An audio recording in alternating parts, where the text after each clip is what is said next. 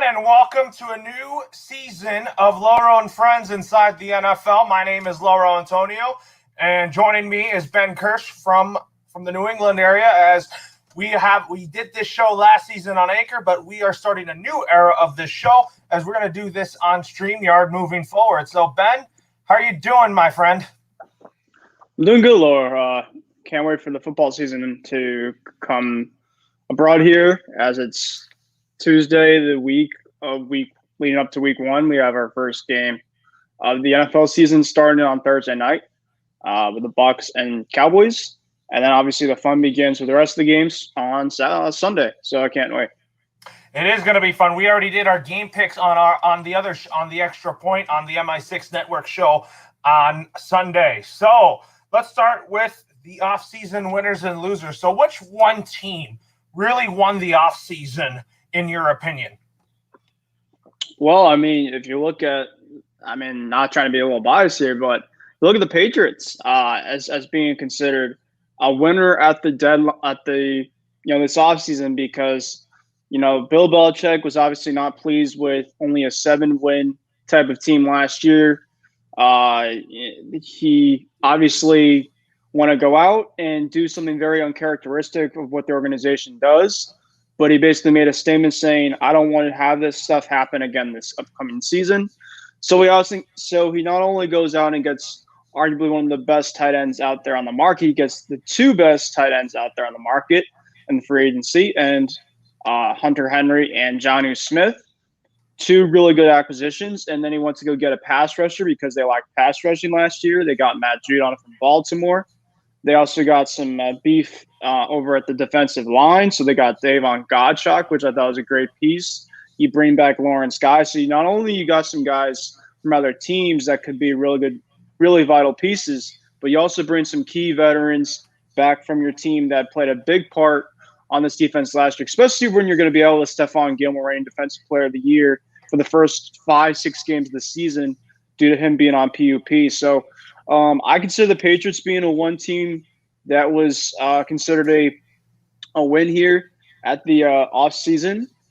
You look at a lot of other teams, what they did via the draft and stuff like that, but I thought the Patriots were one on the top of my mind right now. And then probably the Titans. I think the Titans, adding a second receiver, not only a receiver himself, but Julio Jones. You had a guy opposite of one of the best receivers in football in A.J. Brown, at least one of the best coming up. And not only you have Brown and Julio Jones together, you also have obviously the best top 3 running back in the NFL in Derrick Henry. And then Ryan Tannehill had a decent year last year, so you had that kind of all together. They're going to be a really dangerous offense for sure. And then one more team on the defense that I thought won in the offseason was the Arizona Cardinals. I thought adding J.J. Watt's going to help them quite a bit. I know J.J. Watt is kind of on the end part of his career, but you had a guy in that's had obviously a lot of great experience in the past. I think he will bring some energy to that team. A loser, 2 losers, I think, from this offseason. The Green Bay Packers, because obviously the situation regarding Aaron Rodgers. I know Devontae Adams, in the past has been one of the best wide receivers in football, but obviously one of the biggest things that he's always tried to get was a guy opposite of him. And now they did add an old friend back for Aaron Rodgers to kind of keep him satisfied with Reverend Randall Cobb. They did draft Amari Rodgers from Clemson. But in the past, they looked at, at the trade deadline last year, Will Fuller. He obviously went to Miami this upcoming year, which he will, I think, be a really good piece for them, by the way. You add him with Jalen Waddle, who they got from the draft, Devontae Parker, and guys like that. And then obviously the other team, we've kind of talked about a lot off air, is the Houston Texans. The Houston Texans, I think, are one of the most dysfunctional organizations in the National Football League. And the fact is that they weren't able to kind of satisfy and keep Deshaun Watson happy in terms of what was going on. Obviously, civil lawsuits aside. But I think they were for sure one of the losers you could say in this offseason. So those are my winners, my losers in the offseason. What about you? My one winner was the Patriots, of course, because Bill Belichick wasn't really messing around. And I think the one loser to me was the Houston Texans. And I would put another loser on there, the Green Bay Packers, because of the Aaron Rodgers situation with Brian Gutekunst and the Green Bay Packers front office. And I think the Texans, to me, they're a dysfunctional organization, but I think Nick Caserio is going to do what he can to fix that roster, which I think it won't take this year. It'll probably take within 3 or 4 years for Nick Caserio to get this roster right. Oh yeah, I mean they have a lot of holes to fill on both sides of football. I think Tyrod Taylor is a proven veteran in this league. He's not a guy that's going to wow you by any means, bring a team over to the top. But I think that with them kind of trying to worry about what Deshaun Watson's situation is, he's a guy that kind of just can, facilitate. He's kind of like a team manager type of say, get the plays called from David Culley. Defensively, they're kind of a mess, holes to fill on every part of the line, secondary, and stuff like that. So like you said, they're going to be coming and being like a rebuild type of year for the next couple of years. So we'll see how they can kind of turn things around. But as of right now, things aren't going terribly well there. Absolutely. So I'm going to start first with my draft winner. My draft winner has to be two teams to keep in mind. I think who won the draft was the Jaguars and the Patriots, because getting Mac Jones and Trevor Lawrence really changed the complexion of their franchises. And I think who lost the draft was, of course, the Texans and the Packers, because the Packers did not draft a receiver in the first round. They waited for Amari Rodgers, but they waited for him too late. Oh, yeah. I mean, the Packers, obviously, they could have gotten a bunch of guys from the free agency receiver market. They decided to go after a guy in the draft. But the one thing I think about Rodgers that he's been frustrated with is just kind of that key second-tier receiver on the opposite side of Adams. So, yeah, and who did you think won the draft in your opinion? Was it the Patriots when they got Mac Jones, or was it the Jaguars getting Trevor Lawrence? I'd probably go with the Patriots, because Mac Jones, I feel, is a really good fit for this New England offense. They obviously the Alabama Nick Saban connection, Saban Belichick. And then I just don't know if Trevor Lawrence and Jacksonville obviously is going to be an amazing fit. I think that he's going to be a good fit enough that, him being the number one overall pick, he will obviously have his great moments for sure. So I'm not saying he's going to be a big bust. I mean, compared to what I think a bunch of people are kind of saying, between him and Zach Wilson, who's going to kind of be the true number one, who's going to be turning out to be the best quarterback out of the draft. But Trevor Lawrence obviously has a bunch of the mindset here. He has intangibles, I think. So that Jacksonville team, it's going to take some time. Urban Meyer, like we set off the year before, that I think is a really good connection for a guy like Trevor Lawrence. And so we'll see how it goes. I think that Mac Jones, though, is probably the better fit of the two. We'll be talking about the Patriots and Dolphins game on air today. So we'll talk about keys to victory. So basically, before we pick our divisional picks, let's go to the Patriots roster real quick. That the Patriots have a lot of Alabama players, such as Mac Jones. Damian Harris is primed for a big season. Christian Barmore, I am so excited about him. He's a guy that could really stop the run. Getting Dante Hightower back is going to be huge for this defense. And I feel like that the Patriots have very good Alabama players, especially like Anafree Jennings. I mean, he hasn't played much, but he could be a key factor in this team and go from there. But more so, be more excited about Mac Jones, Christian Barmore, and Damian Harris, and Dante Hightower returning. Yeah, I mean, the Alabama connection is really good, between Saban, Belichick, and Mac Jones, Damon Harris get to reunite, which I think is going to help them a lot. Two young guys that are kind of be leading this new era Patriots type of team. You've got a great veteran, Dante Hightower.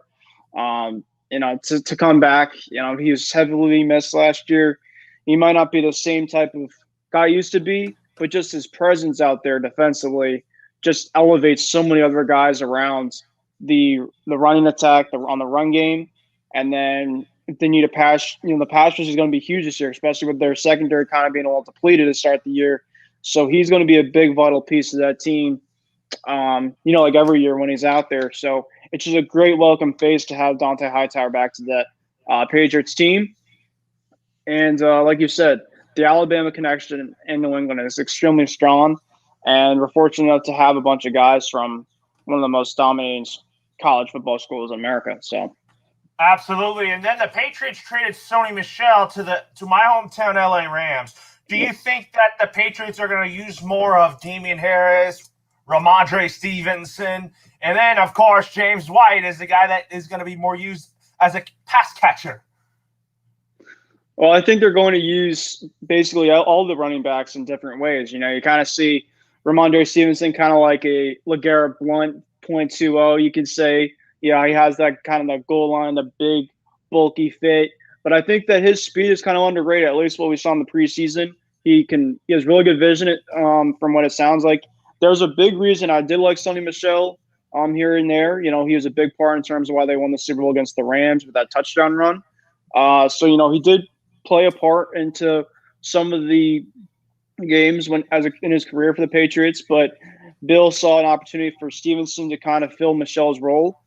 James White, of course, with his situation kind of last year with his family, I thought he was okay last year, but obviously, understandably so that he had to go through a lot of family matters last year, which is very understandable to say the least. But I think this year he will be even better. I think Cam Newton and James White, the fit I think between the two might be a little bit better with Mac Jones as a pocket passer, like Tom Brady was kind of with James White. Using the screen game, maybe a throw on kind of the sideline here and there. So obviously having James out there on the offense is huge when he's healthy. So between Stevenson, White, and then Harris, is basically going to be kind of like the primary back. So he's going to be kind of using the first, second downs, third downs at times here and there. And then you have to also not forget about Brandon Bolden, who's going to be a special teamer. And, if some guy goes down here and there, he, of course, has been with the Patriots for a while. He knows the system. So he's obviously some insurance in that running back group. But the running back group for the Patriots is extremely deep this year. And I think that's one of their better positions to go out to start come week one against Miami on Sunday. It's going to be the running game is going to be very good this year. But also, Let's talk about who will be the backup quarterback to Mac Jones. And I say it's going to be Brian Hoyer.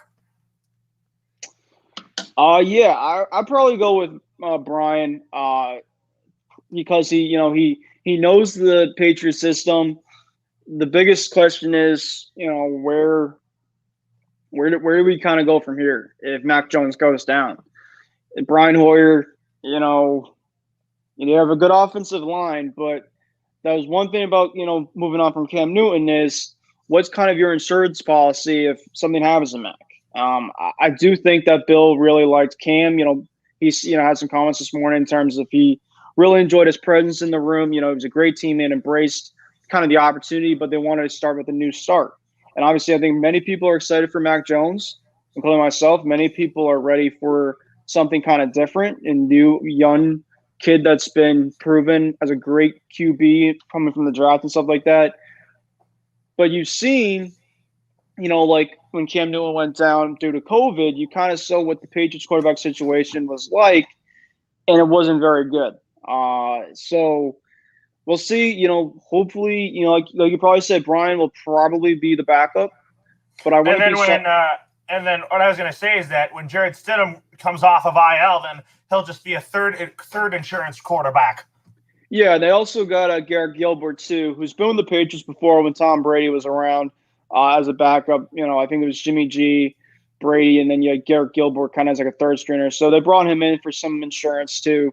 So between, Mac as number one, probably Brian number two, Stidham probably with him not being really out there in the off season, probably gonna be your number three, and then Gilbert probably number four, or vice versa here and there. But you're expecting Mac to stay healthy, and I think for the most part we will trust in him that he will be, himself going into to start the year.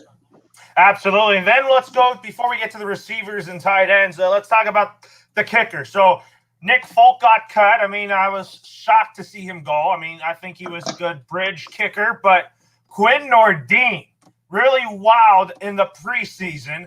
But at the same time, I was wanting the Patriots to get another kicker, an SEC kicker out of Florida in Eddie Pinheiro, who I think would be a big help to the Patriots as well. He got a bit of good long-term kicker for the Patriots, but Quinn Nordine out of Michigan, who I think has a little bit of Stephen Gostkowski in him, but I think he's ready for a big year. Well, I don't know. I mean, it's asking for a young kid to start. You saw what Nick Folk did last year. He was actually a bright spot, to say the least, with the kind of a tough year that we had last year. So they do have Folk kind of as a practice squad insurance policy, kind of as a backup. So if Nordine, I'm happy for the kid. It seems like he's had a really interesting story to get to the National Football League, so I'm rooting for him really hard, for him to do well to start this season, and hopefully that he can ride it out through the majority of the season. So, but if he struggles and they want to try something different, then you have Nick Folk, who's been there in the past as last year, kind of shown that he would be a good backup opportunity, to replace him if things kind of go downhill to start the year. That could definitely happen there, that's for sure. So we'll get to the rest of the special teams in just a minute. Let's go to the receivers. So obviously N'Keal Harry is going to be out for the first 4 weeks of the season. I really have high hopes about him. I really think that he's really shown that he's really grown and matured. A lot of people have viewed him as a bust, and he was supposed to be the guy that was going to replace Rob Gronkowski in certain situations, like being a pass catcher in the red zone. He was going to be that number one deep receiver that Tom Brady would trust. But I feel like that N'Keal Harry will be one of the deep receivers that Mac Jones will be able to trust. Because I really think that in year 3, I think this is a make or break year for N'Keal Harry. And there was some thought that he would get traded. But I really am confident and hopeful that N'Keal Harry will exceed expectations this year as the number one receiver. But and then we'll also talk about Nelson Aguilar and Jacoby Myers as well. Yeah, I mean, N'Keal Harry, of course, kind of hasn't lived up to the first round overall pick potential. At least, his pick in the first round, not the first overall pick. That would obviously be a lot, but yeah, he hasn't really lived up to it so far. He's battled some injuries here and there.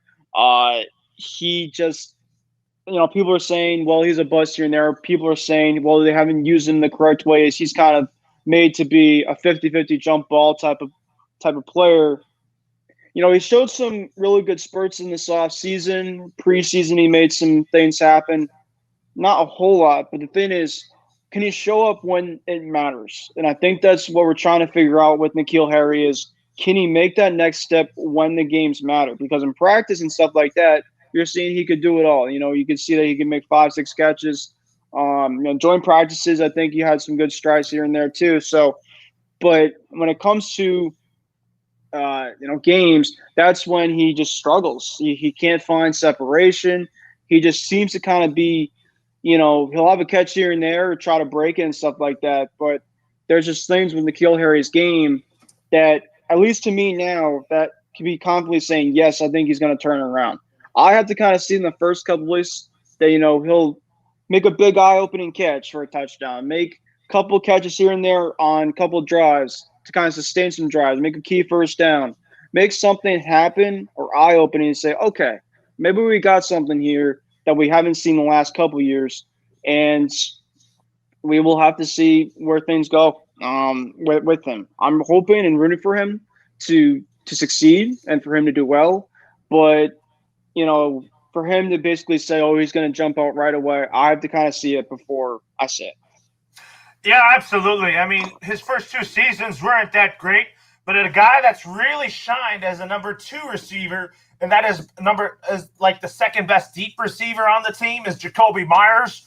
I think Jakobi Meyers is in for another productive but a breakout year for Jakobi Meyers.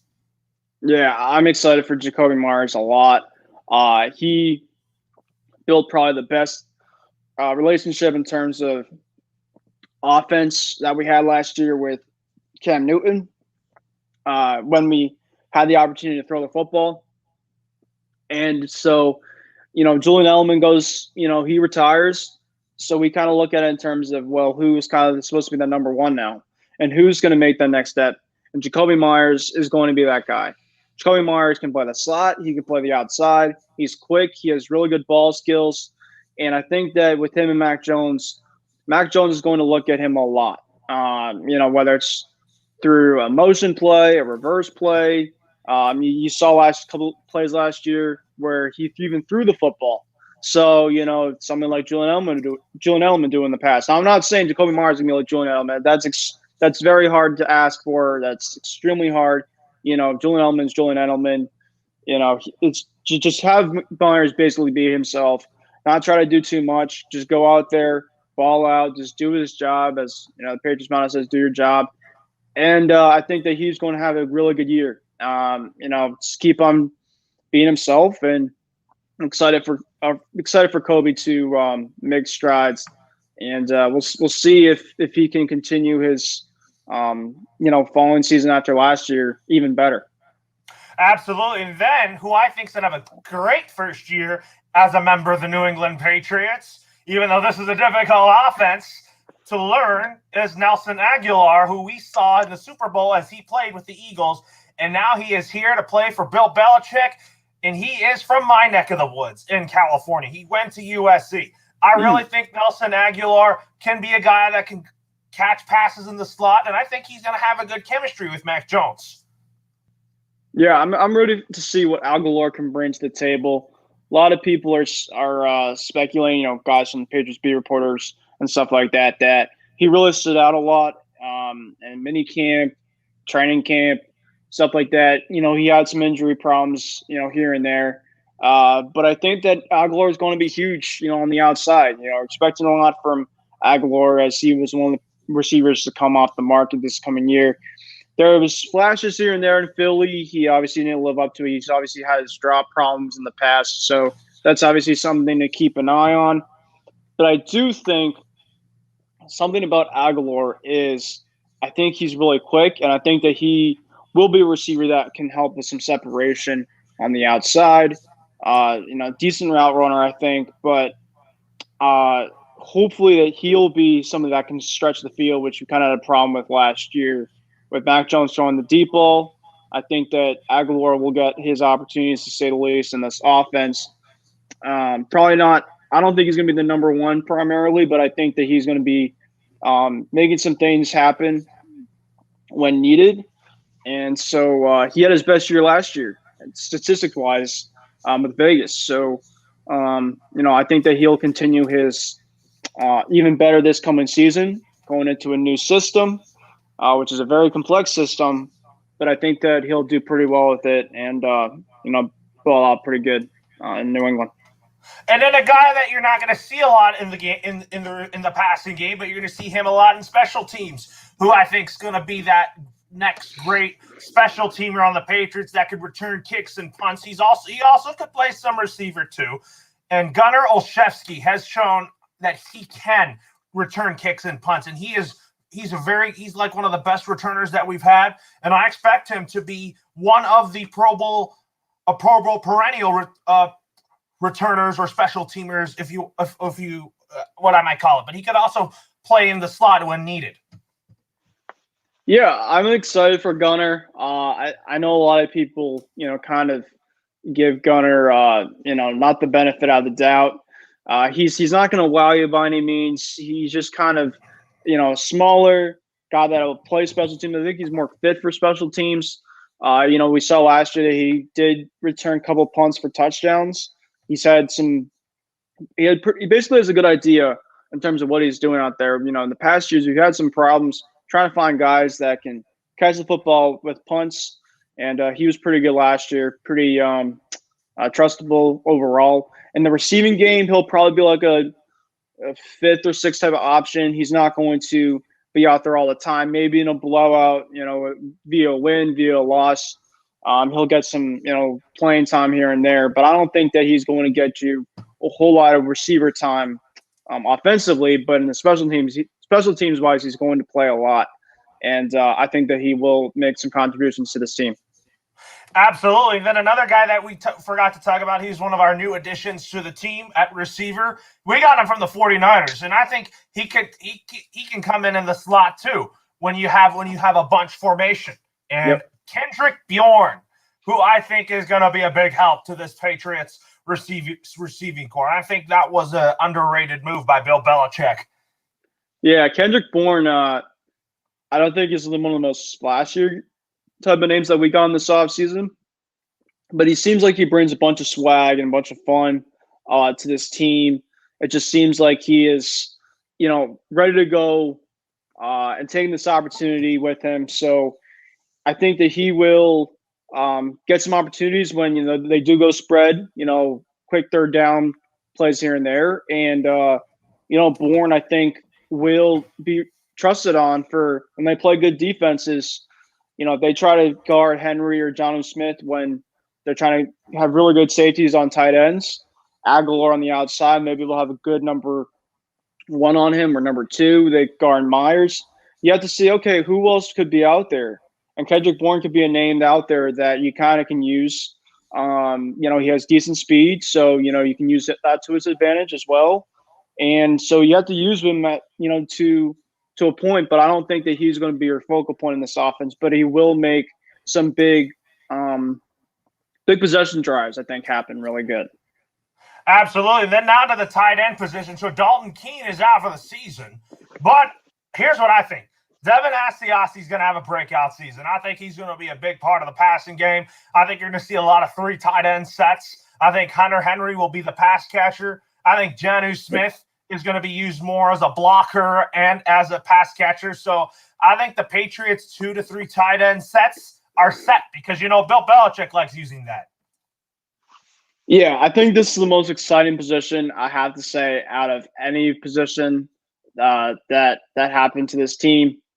And how can you not? I mean, they were one of the worst tight end groups, as a whole last year in terms of production, in terms of touchdowns, catches, receiving yards. So Belichick had to look at this offseason and be like, listen, this needs to change.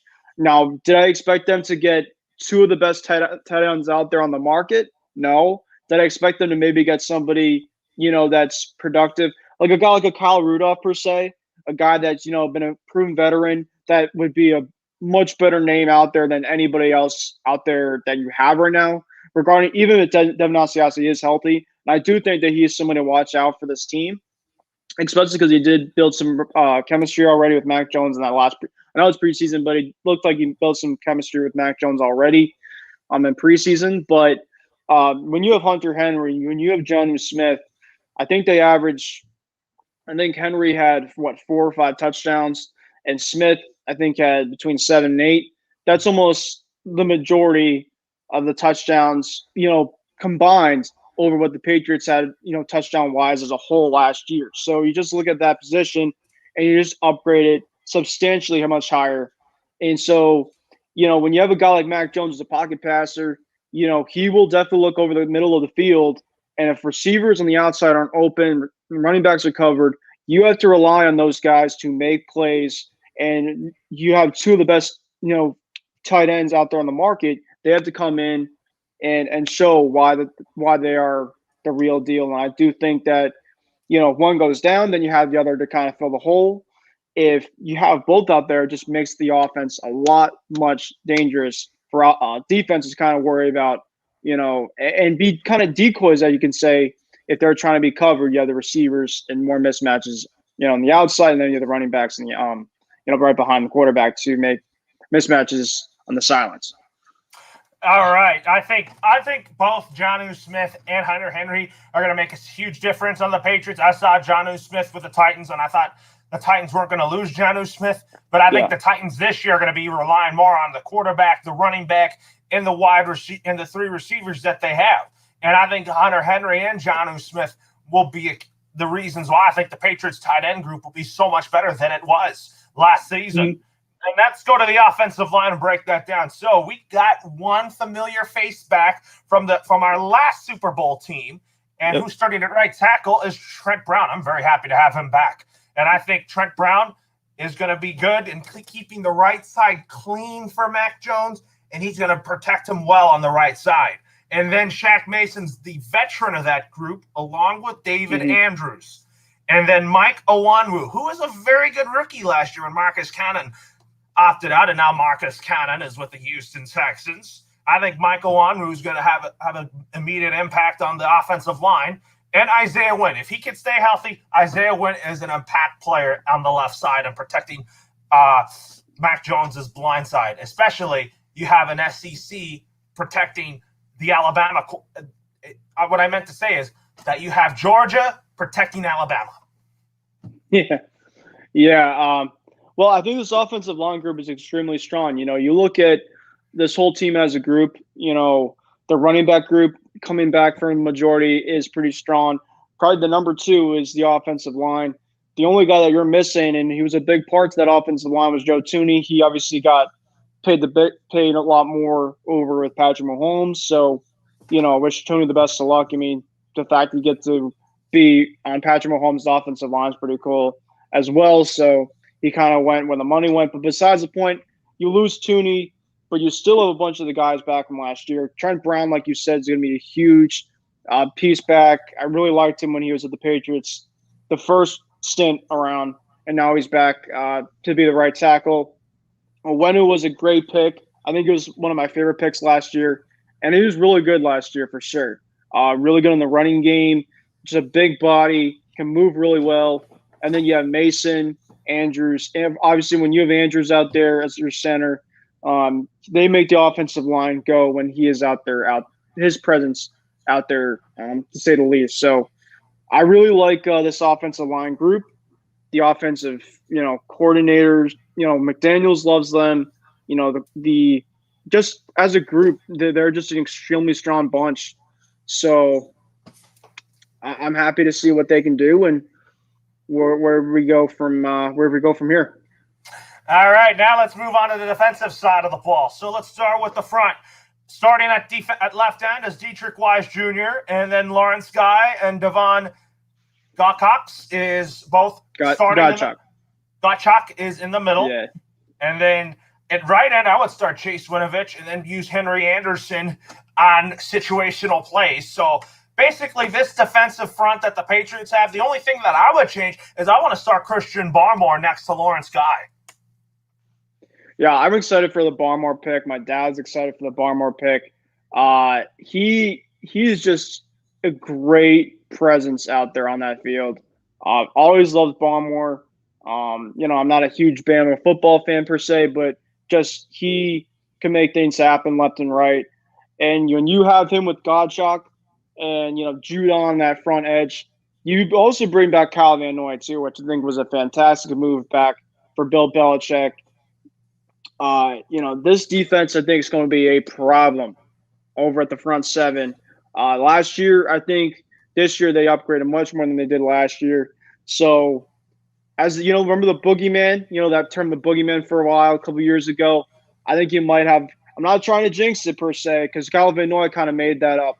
But I'm not trying to jinx it. But I think you might see kind of a semi-boogeyman type of approach, because this defense is ready to go after the quarterback, especially where you see how depleted that secondary is. So Bill Belichick knows we got to go after the quarterback, and no other better than, with that front seven and what Barmore and other guys can kind of contribute to how special that defense can be. Well, if you look at it here, I'm going to talk about Kyle Van Noy here. I'm very happy to have him back. I think he is comfortable here with the Patriots playing for Bill Belichick. I thought that he was not comfortable with Miami just because I know he has a relationship with Brian Flores, but I just feel like that his comfort level is in New England and playing for Bill Belichick. Yeah, I think Kyle Van Noy is just one of those guys that if he fits the right system, a lot of guys in New England, Lower, they go to different teams. They start with New England sometimes. They go to different teams, and they just always seem to come back. I think it's familiarity. I think it's just kind of the way that they, embrace them, and just the way that they play just a lot better, because New England's just a place where you elevate your game, and the coaches and coaching staff and stuff do just a great job. Not saying that the other teams can't do the same thing that New England's doing, because New England's just, they're an extremely rigorous type of approach. You've seen for a lot of different players leave, but the Patriot way, as kind of they say, not everybody loves it, but a guy like Kava and Noy, I think, does a great job kind of embracing that Patriot way. And we've been seeing in terms of why he's a great guy to come back and bring that team. Yes, and then let's talk about a guy that had an okay year last year, but I think he's going to bounce back this year. I think he's going to work on his consistency out on the field, and I think he's going to be one of the sack leaders on the team, and that is the man with the long hair, Chase Winovich. Yeah, Winovich is going to be a lot of fun. Now, in the soft season, he kind of was on, he started off slow because he was on PUP, so he's trying to get himself kind of back and grooving. But I think that Winovich and Josh Uche, so I don't know if we're going to go to our breakout players on both sides of the ball, but Josh Uche, a lot of people have been saying he's been fantastic. He's going into his second year, and Josh Uche, I think, is going to be my breakout defensive player for this Patriots team, because I think that they're expecting a lot out of him, and I think that he's a guy that can really help that defense, in terms of like backup, and backups kind of come in, because I don't think he'll be a starter. But when he comes in, there will be times out there he's just going to fly to the quarterback and make plays. I'm really excited to see what Uche can bring to the table. Absolutely. We are going to be predicting that today. Breakout offense, defense, and special teams this year, since we're on that topic, before we get to the fun stuff here. So my offensive breakout player of the year, before we break down the rest of the defense, I'm going to say my breakout offensive player of the year is Mac Jones on offense. Okay. Yeah, I'm going to go with my offensive breakout player of the year. I'm going to go Jonnu Smith. I think that Jonnu Smith really could get even better as a tight end. He was with a team in with Tennessee that I think they used him decently, but I think Mac Jones will have a lot of opportunity to throw the tight ends, and I think Jonnu Smith, they will, make a lot of plays for him. And I think that, we saw this offseason that they use Jonnu Smith in different ways.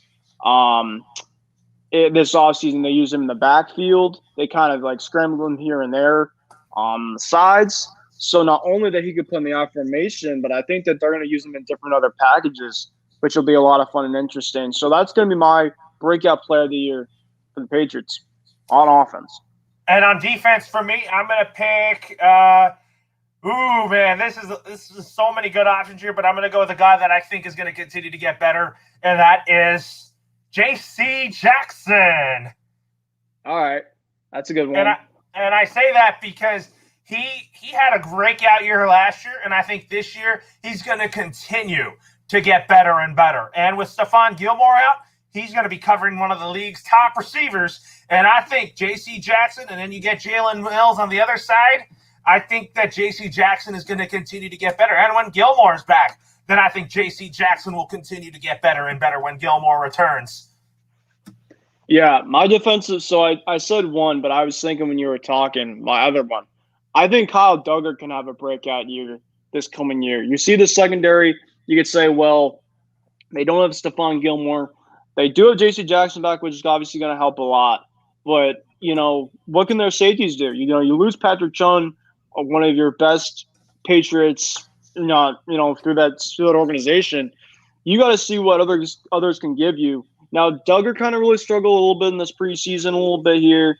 They brought in Jalen Mills from the Eagles. They also have, Devin McCourty back, which is obviously going to be big, and Adrian Phillips, who they had last year, which I think could be even better this year. But Kyle Duggar's kind of a name to look out for. He made some impacted plays last year, but I do think he'll make that next jump this upcoming season. So I think that between him and Josh Uche, two of the young guys, will be two breakouts on the defense this year. They will. The Patriots know how to draft very good defensive players, and I feel like that I think the Patriots they've actually made them elite stars on that side of the ball. But I also think but I'm going to tell you this. I am going to miss Patrick Chung. I think his presence and his leadership will not be the same. He was a great locker room guy, and he was a good man off the field too. Yeah, Patrick Chung, he was one of the kind of, as Bill Belichick said, one of the key pillars to kind of solidify that defense and that secondary. You know, with him and Devin McCourty, there was a lot of things that Chung did well. His presence in the locker room, you know, he obviously had his drug problems here and there, you know, off the field. But outside of that, most of the things that he's been able to do when he's out there on the field, he's usually just about business. And I think that, you know, there was a play I remember when he got hurt against the Rams, and you just see what his presence is missed without him on the field. Great open tackler, really good communicator in that back end of that defense. So he's going to be a big loss. And, you know, obviously, you know, for a lot of guys that move on with the Patriots, I wish them the best of luck. And we'll see what the young guys defensively, as well as Adrian Phillips, who was a returning veteran from the team last year, came from the Chargers last year, to see what they can do. Because, you know, as the Patriot motto says, you know, even though great players come from the team, the next motto is next man up. So we'll have to see what the next man up mentality is for a guy like a Kyle Duggar, for a guy like a Jalen Mills, to see what they can do. As I was giving, for a lot of this team, Lo, you know, yes, they brought a lot of great players in, but they also brought some guys in that you could say, listen, there could be definitely something there, and we can see what they can do to kind of contribute to this team. You know, even guys that you don't expect to do much, to see what they can do to, you know, give them more opportunities to go out there on the field and contribute. Yeah, absolutely. And then another guy to watch out for on the defensive side of the ball is Ronnie Perkins from Oklahoma. I think he could be a guy that you could see out there on the field and a guy that could start, but I think he's a good situational linebacker. Yeah, I think Perkins might get some time over the practice squad. I don't know how much he will get in terms of on the active roster, but that is a good name to mention, Loro. As Perkins, if I'm not mistaken, he came from Oklahoma, right? Yeah, he played for Lincoln. He played for Lincoln Riley. Yeah, so, you know, he, of course, came from really good college football school. You know, he made some things happen in the preseason, I remember, but I don't think he's going to be a guy that's going to be coming in from the active roster to play a lot of meaningful minutes. But I do think he's kind of a name on the outside looking in that, you know, might make an impact if they actually ask their name to be out there for a play or two. Absolutely. And another offseason pickups that we forgot to talk about is Ted Karras. We got him back. He's a great backup center. And Yasir Durant, who we got from Mahomes and the Chiefs, I think he could be a good backup right guard for if Shaq Mason's hurt. He's a good next man up. Yep. And then they also have Judson Herron back from Vanderbilt.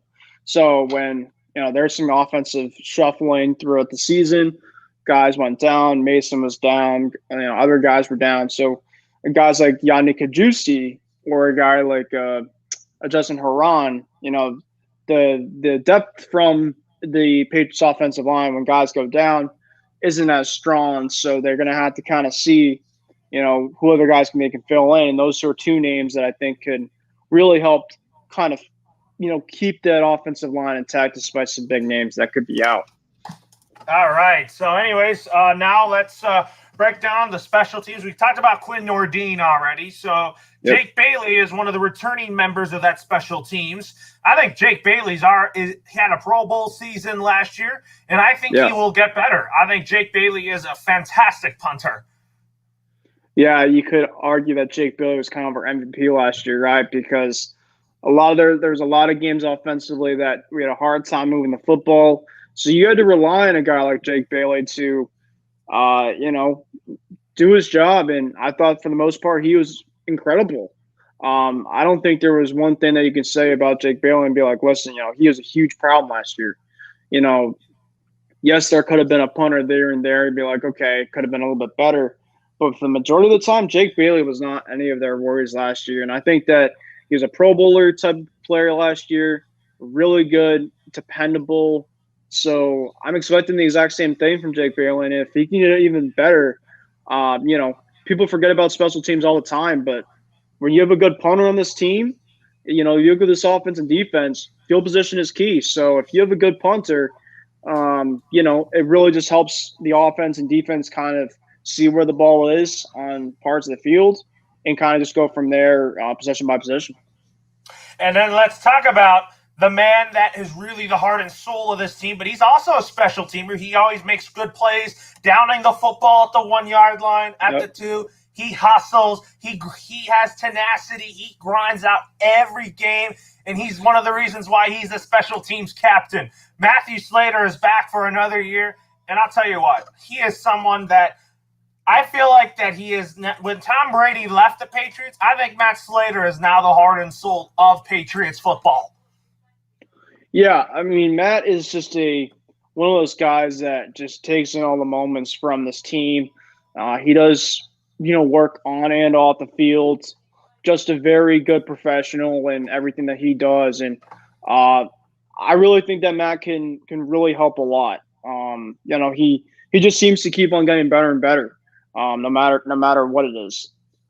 He was originally, like what I was going to say, is he was originally drafted as a wide receiver out of UCLA, and he's the son of a former LA Ram, Jackie Slater, but I feel like that Matthew Slater's role with the Patriots is more of being a special teamer, a guy that can just down punts.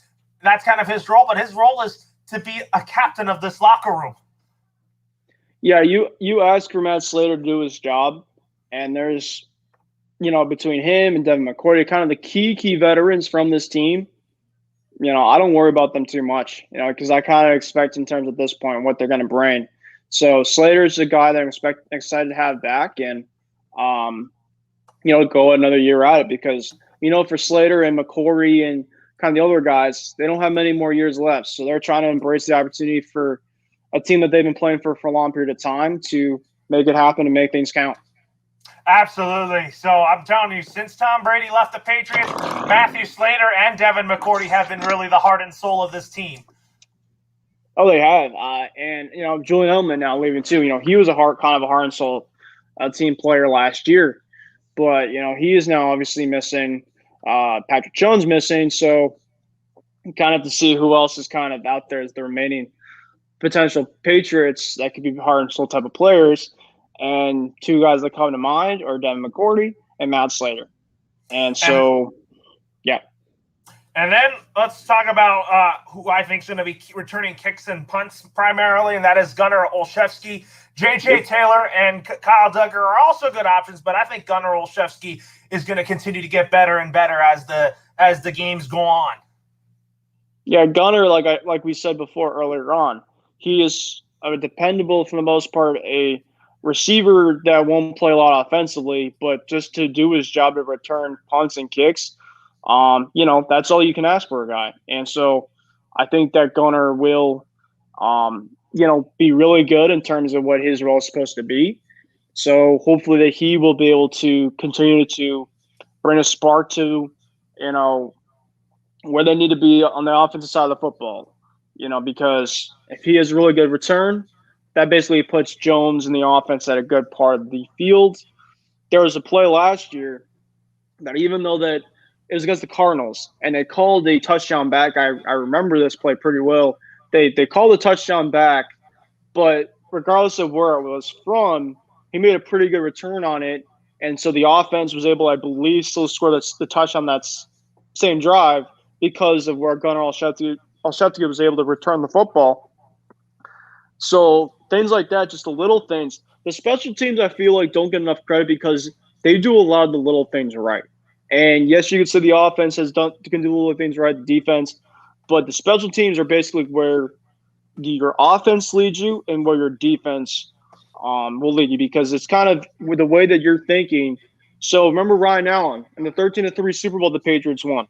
He was probably your MVP in that game because offensively Brady and company had a hard time moving against a really good defense from the Rams.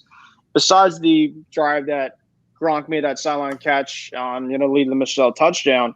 But outside of that, Allen was basically the player of the game because he had a lot of good punts inside the 20, so basically Goff and company had to try to go from one end zone to the other, and they had a hard time with it. I think there was maybe only once or twice that they went past the 50 all game in the Super Bowl. So that's why I'm saying the little things to the special teams are a critical part, and I think that Gunnar Olszewski will be a critical part to this team where I think a lot of people won't be giving him credit for. Absolutely. And then when we talk about breakout players, I picked Mac Jones as my offensive breakout player of the year. Then on defense, I picked J.C. Jackson, my special teams breakout player of the year. I'm going with Gunnar Olszewski because I think he's going to be a guy that's going to be returning kicks and punts, and I think he's going to be a Pro Bowler this year. I mean, we'll see, man. I just think – I hope that Gunnar can just continue to do what he did last year. Just be himself, not try to overthink things. I think there were times last year that I caught kind of mentally with him. So you just have to, be aware with his mental mistakes because things will happen. He will botch a kick, a kick that's coming right to him or a punt here and there. But it's all about just dependability and just being ready for when those things happen so he doesn't happen, on a multiple occasions. That's the one thing about Mac Jones is they were speaking high in terms of Mac Jones in the offseason got sometimes really upset with himself, got kind of carried away. But every time he would never do the same mistake ever again, the second time around. I think that's one thing in this New England offense that you're excited about because you know that he is able to adjust on the fly in a really complex playbook. And I don't know if you saw this too, or that his girlfriend and him kind of just do stuff at the house, to basically learn the playbook in their backyard. So the fact that he's kind of getting some, assistance from his girlfriend too, how can you not love that too? So, he's obviously learned the playbook, on and off the field. And, when you have that from a quarterback that's very young, that's obviously a really good sign. And that's why I think a lot of people are excited for week 1 to start and what Jones and company can do to try to get this team to a 1-0 start to the season. And who's your breakout special teamer of the year for the Patriots? Oof.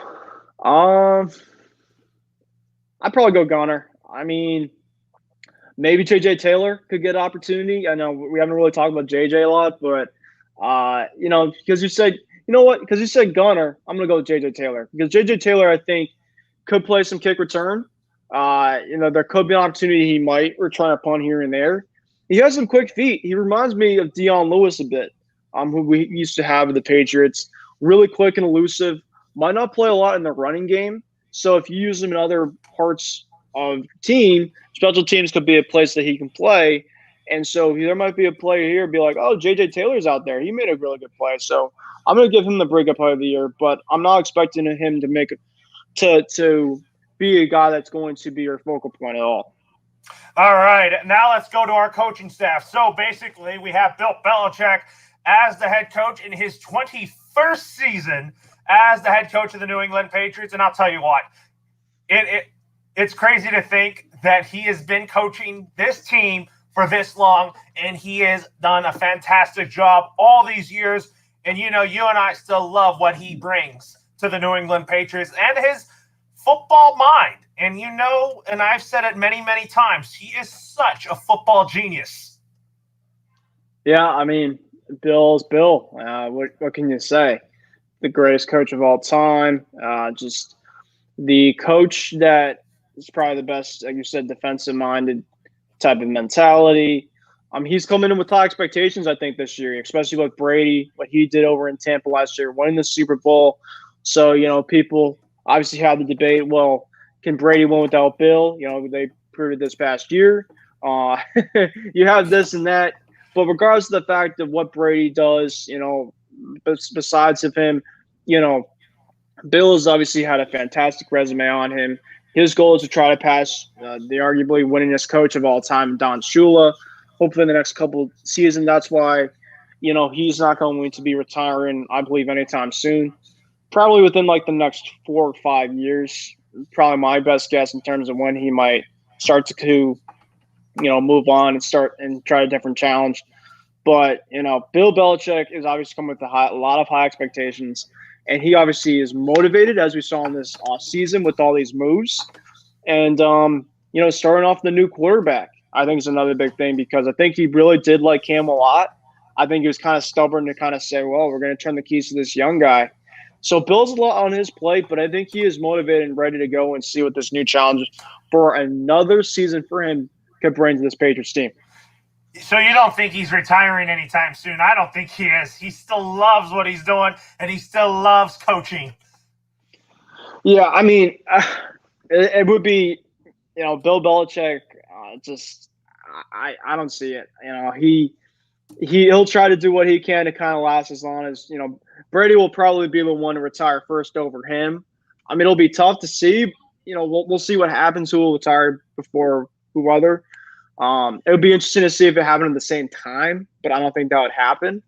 But I'd probably, he's not going to be, moving anytime soon. And they did bring Matt Patricia back. Him and Matt are very close friends.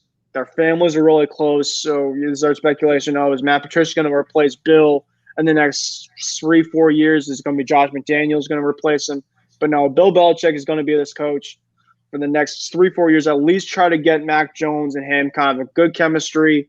Try to maybe even see if he can win one more Super Bowl on his resume, especially without Brady around. So I think that brings even more motivation to his plate. So, he's not moving anytime soon. I think that here in New England, we're still fortunate enough to have the best coach of all time. We are, especially Matt Patricia coming back. I think he could have been the defensive coordinator so that Bill Belichick could just focus on the entire team and just have more input on the offense, defense, and special teams. So Bill Belichick, I think he primarily calls the defensive plays, and I think he does a great job with that. And another guy to put a spotlight on is Troy Brown, who was going to actually be the running backs coach to succeed Ivan Fears. Ivan Fears has been with the team for a long time, and he has done a great job developing running backs. But I think Troy Brown is a great coach to have on your team because he can develop wide receivers, and he can also coach the kick returners. Yeah, Troy was a great Patriot. I'm happy for him to be back in coaching, kind of similar to Gerard Marrow with this team. So, Troy is just a great asset to this coaching staff. I think Bill really likes to have him, help the team out, and I think he's just excited to be back. I know he's not playing football anymore, but just kind of be around football in a coaching environment. It must be really exciting for him. I think he's embracing all the opportunities that he's getting with this chance. Are you talking about Troy Brown getting an opportunity to be part of Bill Belichick's staff? Yes. Yep. And then Gerard Mayo, I think he was a great player when I watched him play. He was a fantastic linebacker, and I think he's a great coach to have. And I think he's big on developing Dante Hightower. I mean, he played with him. He gets to coach him, and I think Dante Hightower is just one of these guys that I think Gerard Mayo is just one of these guys that is just embracing the role to work with Bill Belichick again in a coaching role, not to play for him. Yeah, Dante and Gerard were obviously together for a couple of seasons with the team when Dante was younger. And he just got drafted by the Patriots. So obviously those two have a really strong connection relationship there too. So I think when you kind of have a coach and a player who's still kind of playing, to kind of just bounce off ideas from each other is really big and really important. So I'm really happy to see Gerard back with his coaching staff. I think he was here last year as well too. So I really think that Dante Hightower and Gerard are two guys that really like each other, feed off of each other, and I think will pay some good dividends this coming season. Yeah, and then also I love Josh McDaniels too. I think Josh McDaniels is really the man that really anchors the offensive play calling, and I think he's going to do a great job with developing Mac Jones, like how Josh McDaniels developed Tom Brady.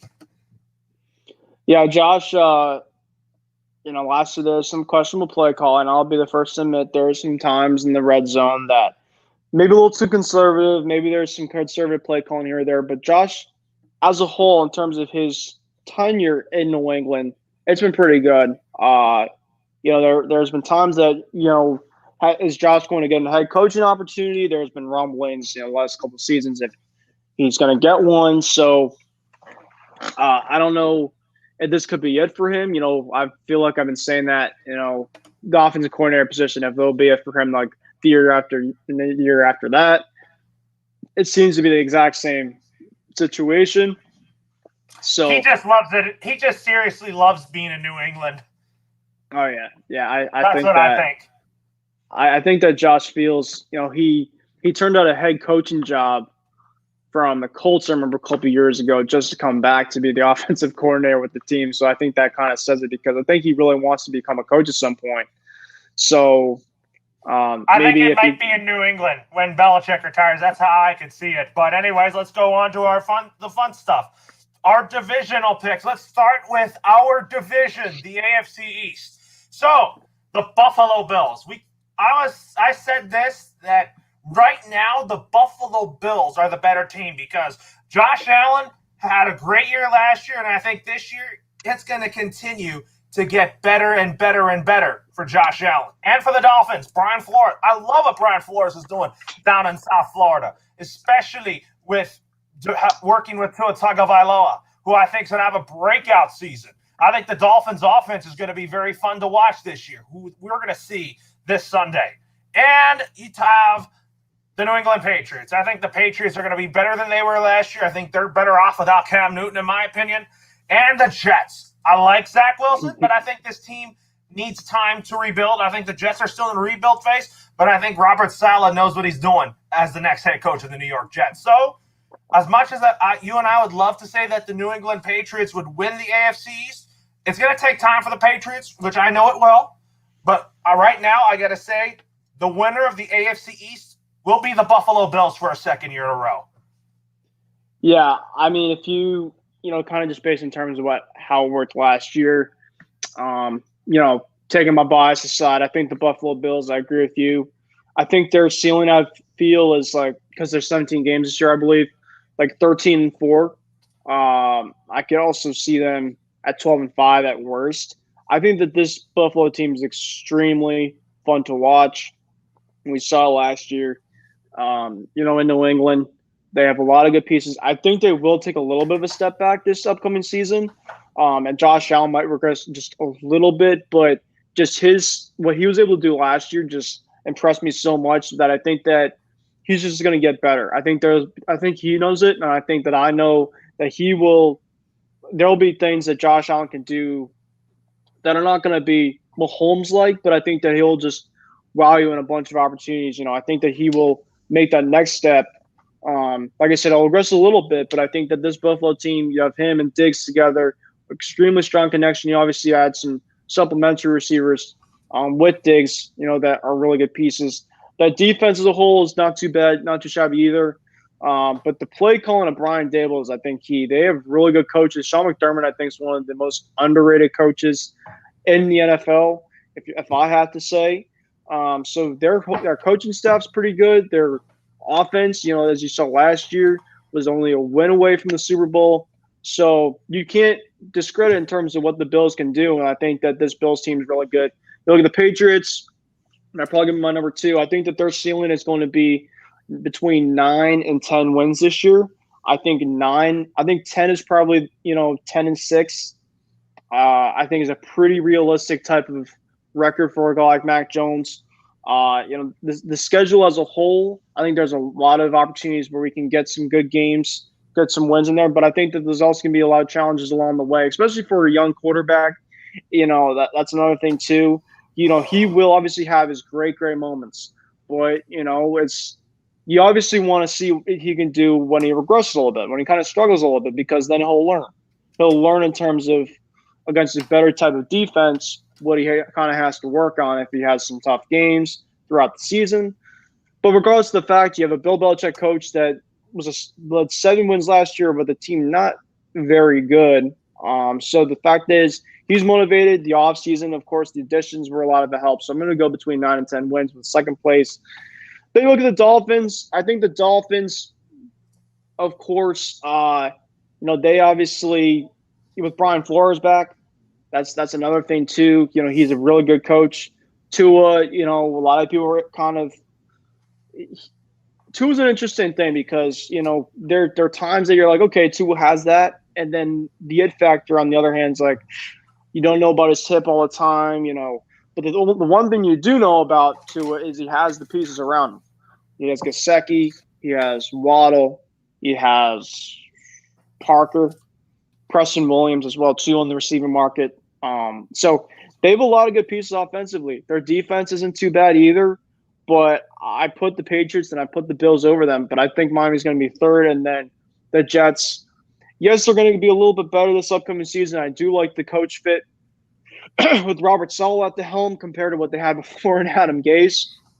But you look at the division as a whole, the Jets still have a couple more years to kind of get themselves back to their, contention ways. So I have them in last place. So my order goes like this. I have the Bills in first place, and then the Dolphins in second. I think they're going to take a huge leap this year. I think the Patriots will be in third, but I think the record will be a lot better. And then the Jets, they could be 7-8 or 6-9 or something like that, or somewhere around those lines. But I think the Jets are heading in the right direction with Robert Saleh and Zach Wilson. I think the Jets will get like 4 or 5 wins this year, which might not say a lot, but I think that, they have the right coach, they have the right pieces, move forward. They're going to be playing in a really tough division. So, that'll probably be it. If they're playing in a much, like an NFC East type of thing, they could be a third place type of team, this upcoming season. Second place, obviously, is a big, big reach, like what happened last year. But you're playing in a really tough division this year, like usual. And the Jets just, they're still a couple years away from kind of getting back to their contention ways. Let me say this: they will be a huge, huge surprise if they're anything above last place this year. Absolutely. I mean, they're going to be better without Adam Gase, that's for sure. But moving on now, let's move on to the AFC West. So, obviously, we know that the Chiefs and Patrick Mahomes, they're the better team in that division.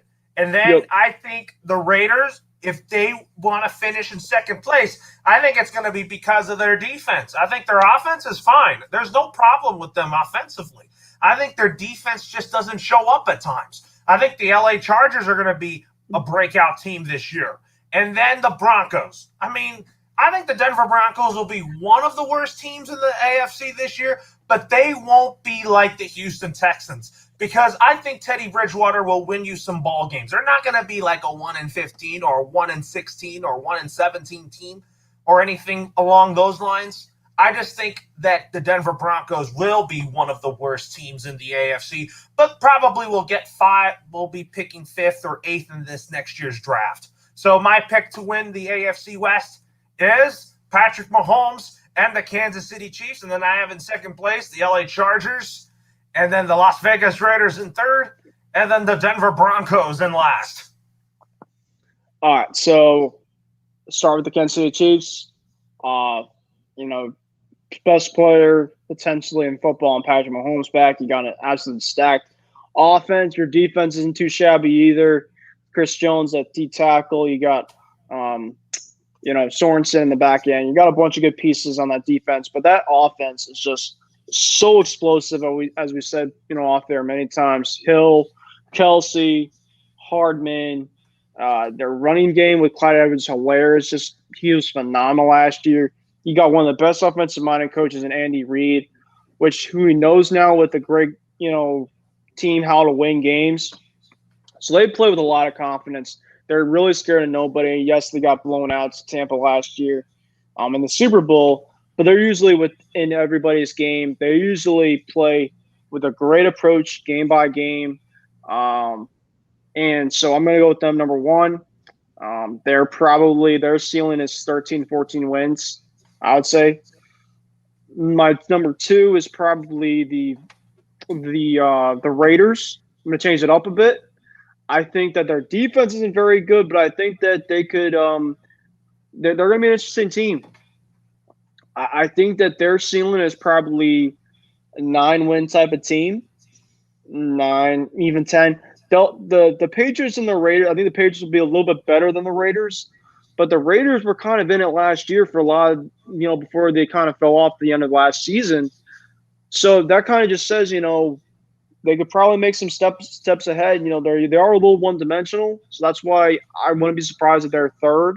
But I'm going to change it up because, you know, why not? We'll change it up a little bit here, have a little fun here with this. Realistically, they probably will be third, but I'm going to go to number 2 here. Number 3, you got the Chargers. And the Chargers, you got Gus Bradley as a defensive coordinator, I believe, right? Gus Bradley's now at the Las Vegas Raiders. The Chargers now have a new coach. Oh, that's right. And Brandon Staley, right. I think, is going to have a great impact in year 1 as a head coach.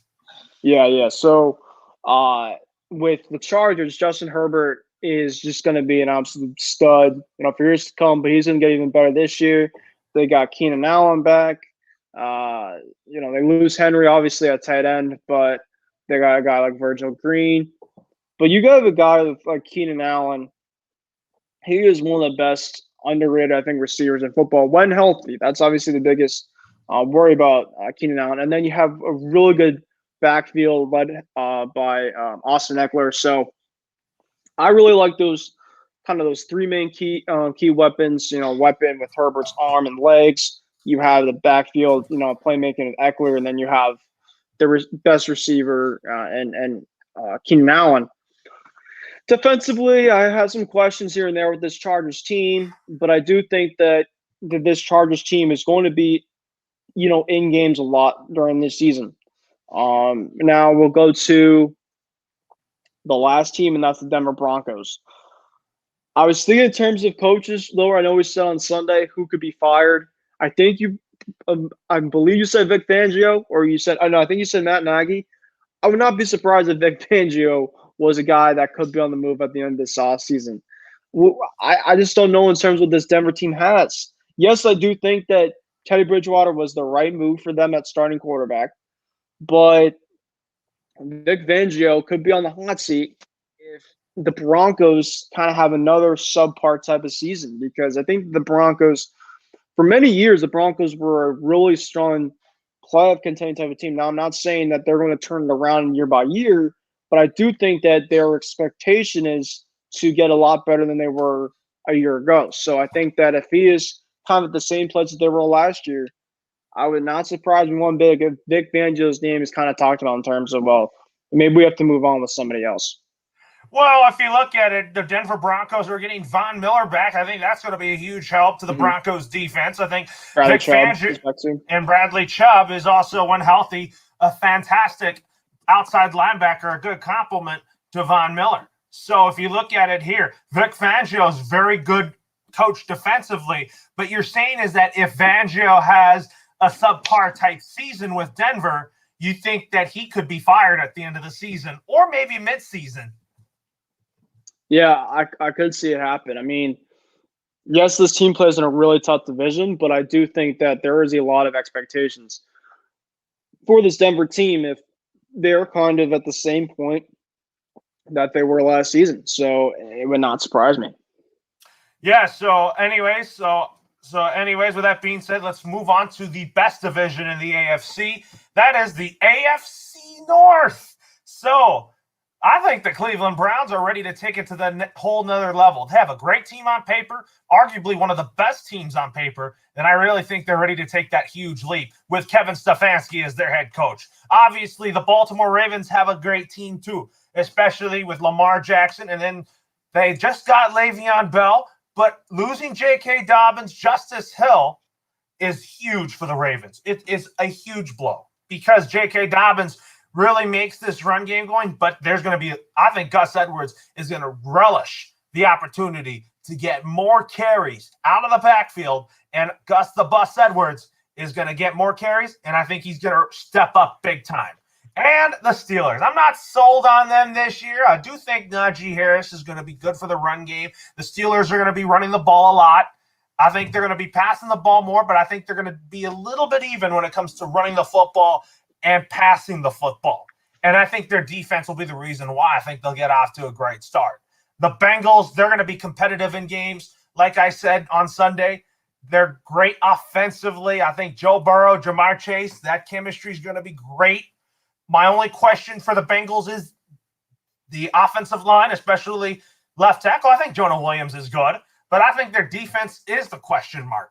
So With that being said, my pick to win the AFC North is the Cleveland Browns. Then I have the Baltimore Ravens in second, the Pittsburgh Steelers in third, and the Cincinnati Bengals in last. The AFC North is going to be a very fun division. You have Lamar Jackson, you have Baker Mayfield, Burrow. You have a lot of great young up-and-coming. Well, Burrow, you know, you a lot of the new era type of guys with this team. And so I think that number one is going to be the Baltimore Ravens. I do think that Lamar Jackson, yes, he is out with some of his key running backs, and their running game is obviously a huge part to what they do. They're mainly run-dominant offense. But I do think that John Harbaugh is an extremely good coach.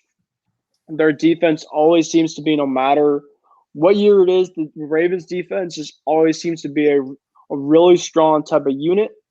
And then, you know, the Browns obviously are going to make a lot of huge jumps this year. Baker Mayfield, Odell, if he stays healthy, Jarvis Landry, their weapons, Austin Hooper at tight end. And then you have two really good running backs, obviously a great running back in Nick Chubb, a top 10, top 5 even running back in the league without a doubt. Then you have Kareem Hunt, who I think played a great role as a backup last year to Nick Chubb. And even if Chubb went down or he was out of game, Kareem Hunt was a great serviceable number one because he was like that as a number one running back for a while over in Kansas City a couple of years ago. So there's a really good there's really something brewing over in Cleveland, you could say the least, with this Browns team. Their defense, you know, with Myles Garrett at their front, you got Davion Clowney, Denzel Ward in their secondary. They have a lot of good things going there with this Browns team. And Kevin Stefanski, obviously a great coach to help lead their team. So you put those all into pieces, they're probably going to be my number two in that division, right behind the Baltimore Ravens. They're still going to have a very good team, a very good record, I think, this year. And then the Pittsburgh Steelers. The Pittsburgh Steelers, like you said, Loro, I just don't know how much Big Ben has left in him. And I think that's why that they're going – I think they're going to be a decent team. I think that their receiving core, you know, you have Deontay Johnson, Chase Claypool, Pat Freiermuth, that I think could be a very underrated story for the Steelers team at tight end, because I think that Ebron has obviously has drop problems in the past. I think Ebron could play a role this year again. You know, he's had some good moments, but I think that the problems with his drops kind of affect this game the last couple of years. But their defense should be able to keep them in games. They have a very strong defense. You have TJ Watt, and you have Minkah Fitzpatrick on the secondary. I did see something about TJ Watt in terms of his contract. There might be something a little dysfunctional. So obviously keep an eye on that after the season with TJ Watt and the Pittsburgh Steelers. But I have them in the third place, and then the Cincinnati Bengals. Now, I think the Cincinnati Bengals are going to be getting better, but they play an extremely tough division, kind of similar to what the AFC East is, I would say, for a team like Miami. They'd probably be up there like a number 2 seat, you know, spot for not a great division. But a lot of these divisions are extremely tough, Laura, as you can tell. And I think that the Cincinnati Bengals, you know, we have Burrow, obviously coming back from his injury, this gruesome injury that he had against the Washington football team last year that sidelined him for the rest of the season, mid part of the season last year. But you have a guy, Jamar Chase, back. Oh, he's not back, but they brought him in to reunite with Joe Burrow from the LSU days. Their defense, I don't know a whole lot about their defense. Their offense should be a lot of fun this year. You got T. Higgins back from last year, and he was a really good, performer with that team. No A.J. Green. You know, obviously A.J. Green's kind of on this, the end part of his career. But obviously A.J. Green, you know, you think about A.J. Green, you think about Cincinnati. So, they're going to have a really fun team if they stay healthy offensively. But I think that, you know, compared to the other teams in their division, they're probably they're not as good, as the other ones. And that's okay. They're just not going to be good enough, to say the least. Absolutely. I mean, I think the Bengals are going to be fun, but when we talk about coaches on the hot seat, we're going to be talking about that later on in our program. And I think that Zach Taylor is definitely on my list that I think probably will get fired at the end of the season. Well, I mean, Zach Taylor, I'd probably give him a couple more years. I probably wouldn't, unless something drastically happens, I don't think people are expecting the Bengals to be a huge story this year in terms of them trying to win a division or something like that. Unless something really bad happens in the next several years, then you can be like, okay, time's up. We want Burrow to kind of get to the next level. Hopefully, we can get him to try to make a playoff run here or there at some point in the next few seasons. But we're basically in the same situation as we were last year. I mean, obviously without Burrow. So that's kind of unfair to him. But if Burrow stays healthy for this year, and they're kind of in the same position that they were last year, in the next couple of years, then you could say, okay, there's some current concerns that we have to kind of address and, kind of move on to see if he's the right fit for our future. Marvin Lewis, though, they had for a long period of time. And, I know that they loved Marvin over in Cincy, but they decided to be like, okay, time's up, time to cut the cord because, you just obviously weren't getting the job done. I think Zach Taylor's such a young enough coach, but I think that they're going to give him some opportunities, give him some chances, even though they're in a tough division, and see what they can do. Absolutely. Maybe give him a couple more years or something. I don't think all of this is his fault. I think Zach Taylor can find a way to get it done. So let's move on from the AFC North to the AFC South. So the Tennessee Titans, like we talked about off air and on Sunday, they're a team that's going to be so much fun to watch, especially with Ryan Tannehill, Derrick Henry, A.J. Brown, and Julio Jones. I don't think they're going to be relying on their tight ends too much, but I think the Titans' defense will be great this year. And then you got the Colts. Carson Wentz, I do expect him to be very good. I think he's going to resurrect his career under Frank Reich, Frank Reich really helped Carson Wentz become an elite quarterback during his time in Philadelphia. And I think Frank Reich will again help Carson Wentz become an elite quarterback. And I think the Colts defense is so much fun to watch, led by Darius Leonard. And I think that the Indianapolis Colts are definitely going to their defense is very good, and they also draft very well as well. And their offensive line is fun to watch if you look at it. And then the Jacksonville Jaguars. I think they're going to be good within a year or two with Trevor Lawrence. I think they're going to miss Travis Etienne because I think he was going to be a big part of the run game and of the pass game. I think James Robinson's also another good back. So Jacksonville's very good to have is lucky to have two good running backs, DJ Chark, Marvin Jones, and Laviska Shenault. Those guys are going to be fun to watch and guys that I think Trevor Lawrence is going to throw the ball downfield to at times, and I think he'll be throwing the ball a lot. And I think the defense is going to be not great, but I think Myles Jack will be that leader of that defense. And obviously the Houston Texans, they are a mess. Deshaun Watson, I'm even thinking, can he start this game? I was wanting two Clemson quarterbacks to go head-to-head in Deshaun Watson and Trevor Lawrence, but it's going to be Trevor Lawrence versus Tyrod Taylor. Tyrod Taylor is the game manager. I think Brandon Cooks is going to have a great game. I think Brandon Cooks is arguably their best receiver right now, and then David Johnson's their best running back right now. And Whitney Merciless is pretty much now the new captain of that defense. So, with that being said, my pick to win the AFC South is Mike Vrabel, Derrick Henry, Julio Jones, A.J. Brown, and Ryan Tannehill, and the Tennessee Titans. All right, well, so this should be a really fun division. I feel like I've been saying that for a lot of them, but you got a lot of good teams. I mean, you got at least two really good teams. So, I mean, Houston was a really, they were in the mix for a long period of time. Now with the Deshaun situation and stuff like that, they were dysfunctional. They're out of the picture. But I think the Colts, when they're healthy, and Carson Wentz obviously coming in, Frank Reich, their offensive line is supposed to be, within intact. I really like their defense. I think their defense is a little bit better than Tennessee's. So I'm going to give them the edge to win this division for Indianapolis, number one. Tennessee is going to be a fantastic team this year. I'm going to go with them number two.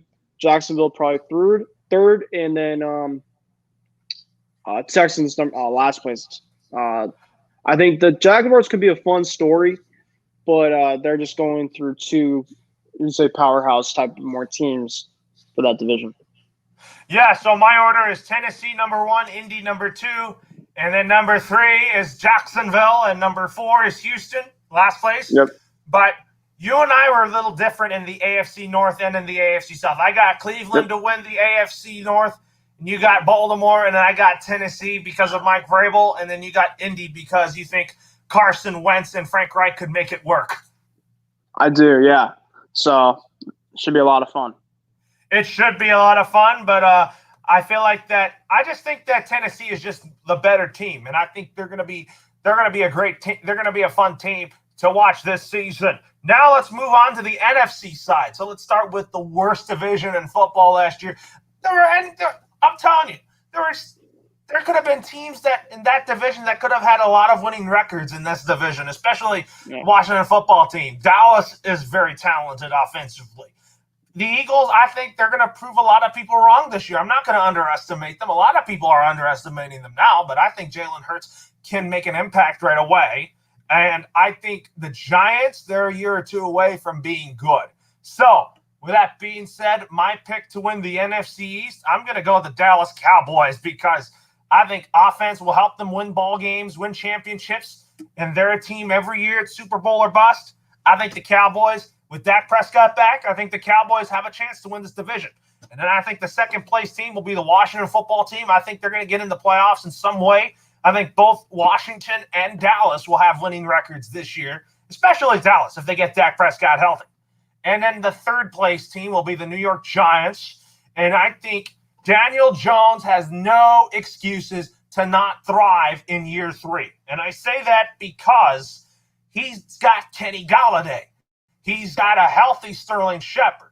I think Darius Slayton's going to have a fantastic season. Tooney, who they got from Florida, who I think is going to be a big part of the passing game. Evan Ingram, if he can stay healthy, I think he would be a big part of their offense, along with Saquon Barkley. And I think Joe Judge is the right man to lead the New York Giants into the future. It's going to take maybe another year or two, but I think the Giants are heading in the right direction with Joe Judge. But I have no doubt in my mind that Daniel Jones will succeed in year 3, but he has no excuses. And the Philadelphia Eagles, I think they'll be in last place, but they might prove a lot of people wrong. I think Jalen Hurts and Devontae Smith will make that offense go, but I think their defense is a question mark right now. Floor is yours on who you think is going to win in the worst division in football in the NFC East. So I was kind of piggybacking between these two. I really like the Washington football team because their defense more than Dallas, but I think you look at the quarterbacks, I think Dak being back is going to be the deciding factor. Now, Mike McCarthy, I think, took a lot of heat last year, deservedly so. Made a lot of boneheaded plays, especially in that Thanksgiving game, to say the least. Not saying he's a bad coach, but I don't think he is a great coach either. But I do think that their team should be a lot better offensively when you have Dak back. Defensively, it's still a lot of question marks, so that's why I was kind of seeing between them and Washington. Washington probably number 2, so I have Dallas number 1, Washington probably number 2 because their offense should be a lot of fun, with Fitzy at the helm. You have Curtis Samuel being an acquisition, which is a really good fit there with Terry McLaurin. And then you have a really good, underappreciated tight end, Logan Thomas. And then their defense, obviously headlined by Chase Young. You have Jonathan Allen on that defensive line too. Guys in secondary, some strong players like Landon Collins, who they brought from who they got from the Giants a couple of years ago. So they have a really good, run team over there in Washington after kind of being a clown. I guess you could say probably like a clown show for many years. Just kind of being the dumpster, I guess you can say, for that. But they really turned things around. Their culture and stuff like that. They're going to be a really fun team for years to come, headlined by Ron Rivera. So I had them at number 2. And then the Giants. I think that Joe Judge and the Giants, like you said, I'm not losing faith on them, but I just cannot trust them yet. You know what I'm saying? I think that their defense has some pieces here and there that are pretty good. I think James Bradbury is a pretty good piece in their secondary. I think that their offense is really good, except their offensive line. And if you cannot hold Daniel Jones upright, he has had the problems in the past years of turning the ball over. And, with no good offensive line, unfortunately, I think that there's going to be problems once again in terms of him holding on to the football too long and creating turnovers. And how many times as well, too, because we saw kind of that with Daniel Jones in many years in the past. Now, I think that when he can throw the ball, he has the pieces. Sterling Shepard, you get a guy like Kenny Golladay. Saquon, obviously, his health is critical because he's, if not Christian McCaffrey, probably the best running back in football, healthy aside. When he's not healthy, it complexes a lot of their offense in terms of what they do. So I think the Giants are going to be third. I don't think they're going to be a great team, but I do think that they're going to be kind of in the race, especially what happened last year. They will be kind of a team that'll be, in it. They'll kind of be in it, for quite a bit, but I think that there's just going to be a lot of games that you could just say, okay, that they're just not as good as a team, superior-wise to them. And then the Eagles. Listen, I think Jalen Hurts is the right move for them. Nick Sirianni, I don't think is going to be a horrible coach, but their defense. Fletcher Cox is a really good nose tackle, but, you need to have a defense. And I think that you look at these other teams in their division, I think the Giants' defense is better. I think Washington's defense is better.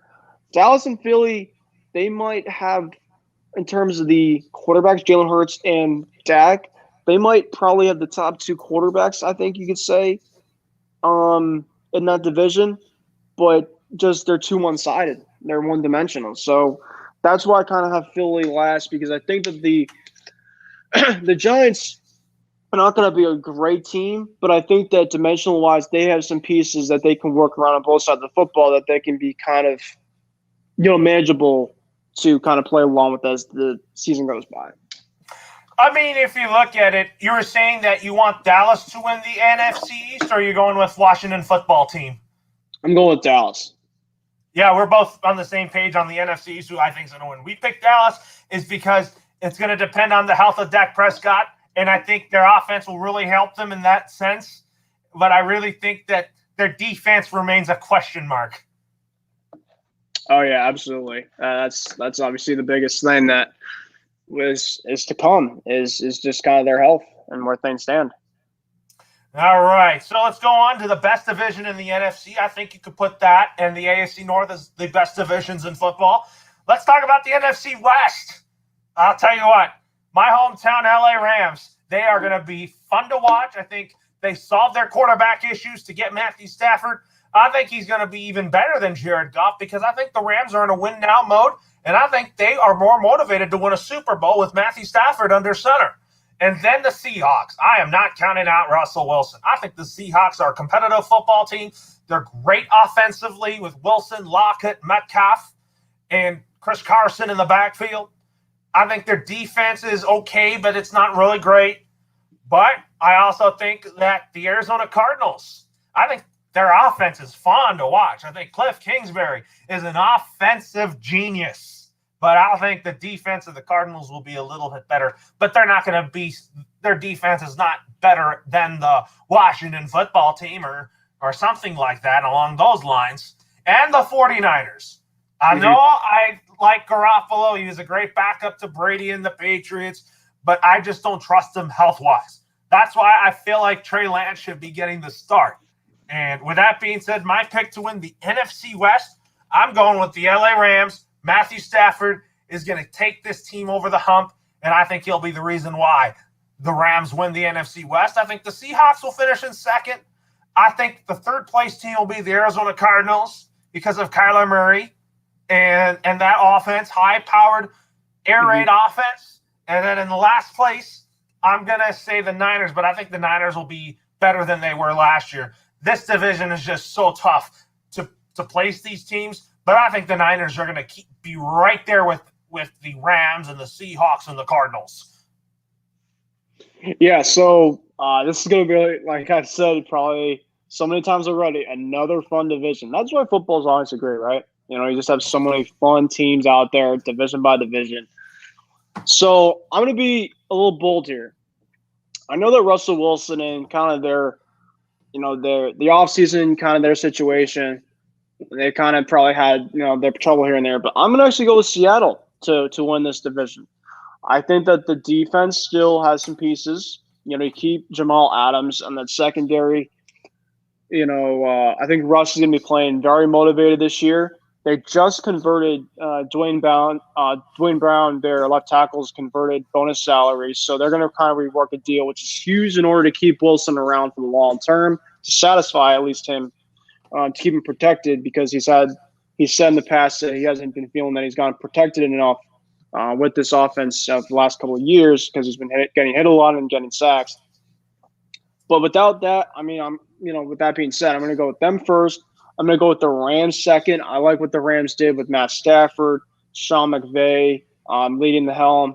There's defense obviously headlined by Aaron Donald, which is a freak, he's a beast.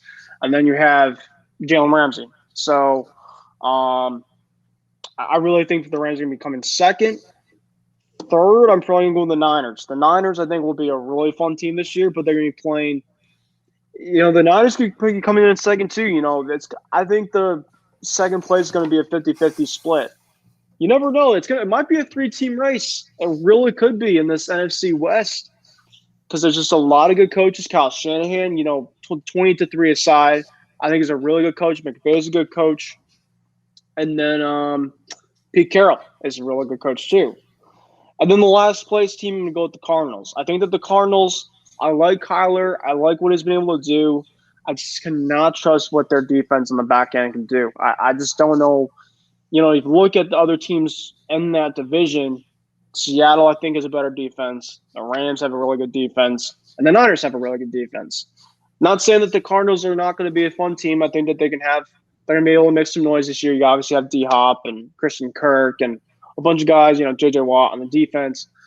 But they're just not going to have enough to really make it a race. So, that could definitely happen. But I really think that I don't think Cliff Kingsbury's on the hot seat, but he's probably on there. If the Cardinals implode this season, which I don't think they will, I think Cliff Kingsbury is an offensive genius. As you forgot to mention, I think Cliff Kingsbury can get the job done. Oh, without a doubt, yeah. A lot of people give Kingsbury shit.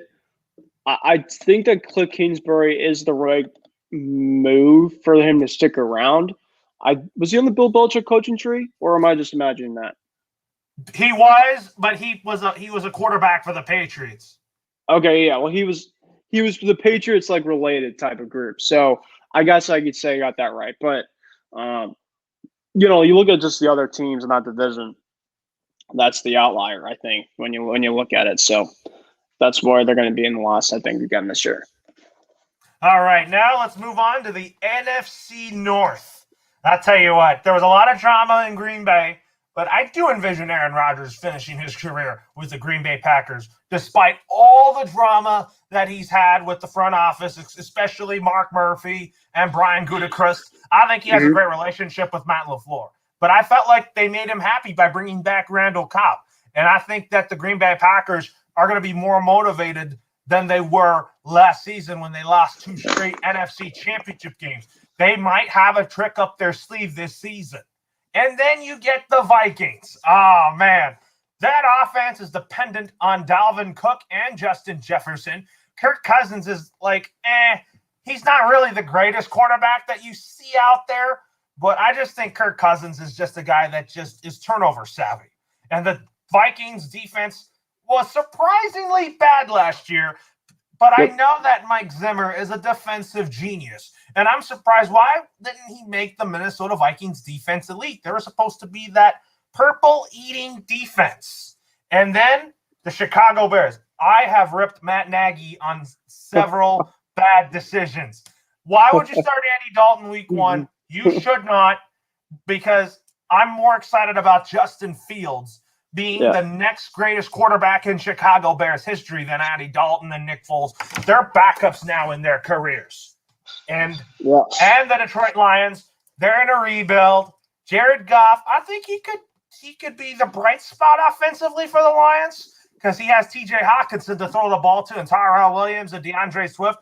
Those are their best players offensively. But their defense remains a question mark. I think Dan Campbell brings in new energy to this Lions team, and I think that he will get them to be more motivated than when Matt Patricia was there in Detroit, because Matt Patricia got blamed a lot in Detroit. So with that being said, my pick to win the NFC North is, of course, the Green Bay Packers. Then I have a tie for second between the Chicago Bears and the Minnesota Vikings.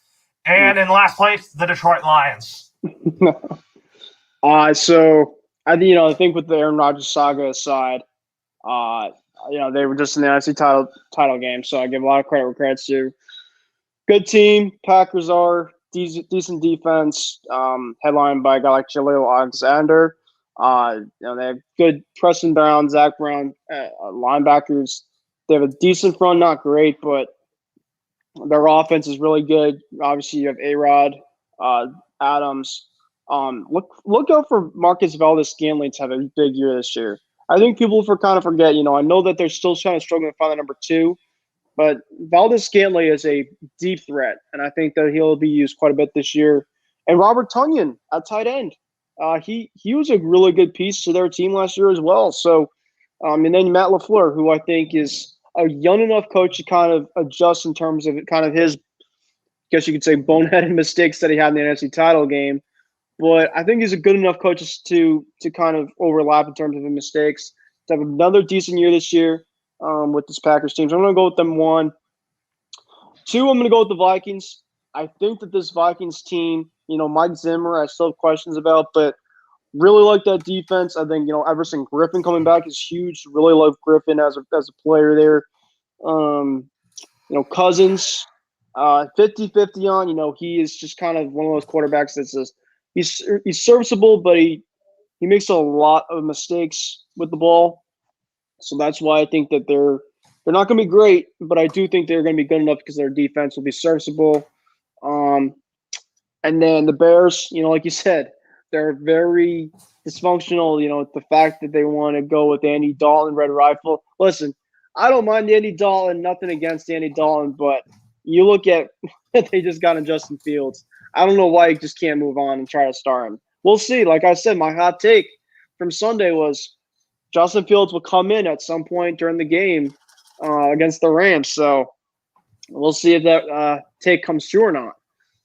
But that'll be my number 4. So I have Packers 1, Vikings 2. Oh, 3rd. Yeah. Bears will be 3rd, and then the Lions 4. Yeah, I think Dan Campbell's the right coach for the Lions, but the Lions are in a rebuild phase. So I think the Lions will definitely be competitive, but I just think that the Lions are not going to be good. Oh, yeah. No, the Lions, Dan Campbell, yeah, I can't trust them. All right, let's move on to the NFC South. I think this is going to be a runaway division. Tampa Bay bringing back the whole band back together to try to win back-to-back Super Bowls, which I think is going to happen as long as you have Tom Brady at quarterback. And I think that the Buccaneers are going to be a fantastic team, but they're still going to be one of the fun teams to watch with Tom Brady. And then in second place, and then the New Orleans Saints. It's going to be interesting to see how Jameis Winston does with Taysom Hill, but I think Sean Payton will make them competitive. And then the Atlanta Falcons. I think they're great offensively. I think Dean Pease, who used to be a Patriot, I think he's going to do whatever he can to make this defense very good. But still, the Falcons' defense isn't that great. And I think Matt Ryan will thrive under Arthur Smith as the new head coach of the Falcons. I think Arthur Smith will rejuvenate Matt Ryan's career in some way, especially bring him back to being a play-action quarterback and all that, like when Matt Ryan was an MVP back in 2016 when Kyle Shanahan worked with him. And then the Carolina Panthers. I think Sam Darnold, I think he's going to rejuvenate his career there under Matt Rule. I think Joe Brady has some tricks in his sleeve to help Darnold out. I think their defense is going to be pretty good. I like Jeremy Chin. I think he's the leader of that pass defense. Derek Brown is going to be very good too. Robbie Anderson's a great receiver. But I think this Panthers offense is relied around run CMC, Christian McCaffrey. But with that being said, my pick to win the NFC South will be the Tampa Bay Buccaneers in a landslide. The Saints in second, and then I have the Carolina Panthers in third, and then I have the Atlanta Falcons in last. Yeah, so I'm gonna go for the NFC South. Tampa, defending champs. They start their run for their repeat on Thursday against the Cowboys. My man Tom, excited for him to go for another run, to say the least. Just hopefully he doesn't come into New England and beat us. That's all I can say. Yes, in week 4. In week 4. Because I will leave a sour taste in my mouth, but it'll be very an emotional type of game. So that's obviously one to put on the calendar, to say the least, I think, for not only us New England fans, but just an NFL fan in general. But besides that, I mean, just their team top to bottom offensively, Brady, Godwin, Evans, Antonio Brown, Gronkowski, you name it. They got weapons left and right. And then defensively, they have a lot of skilled guys. Antoine Winfield in their secondary is going to be having another good year as a second year.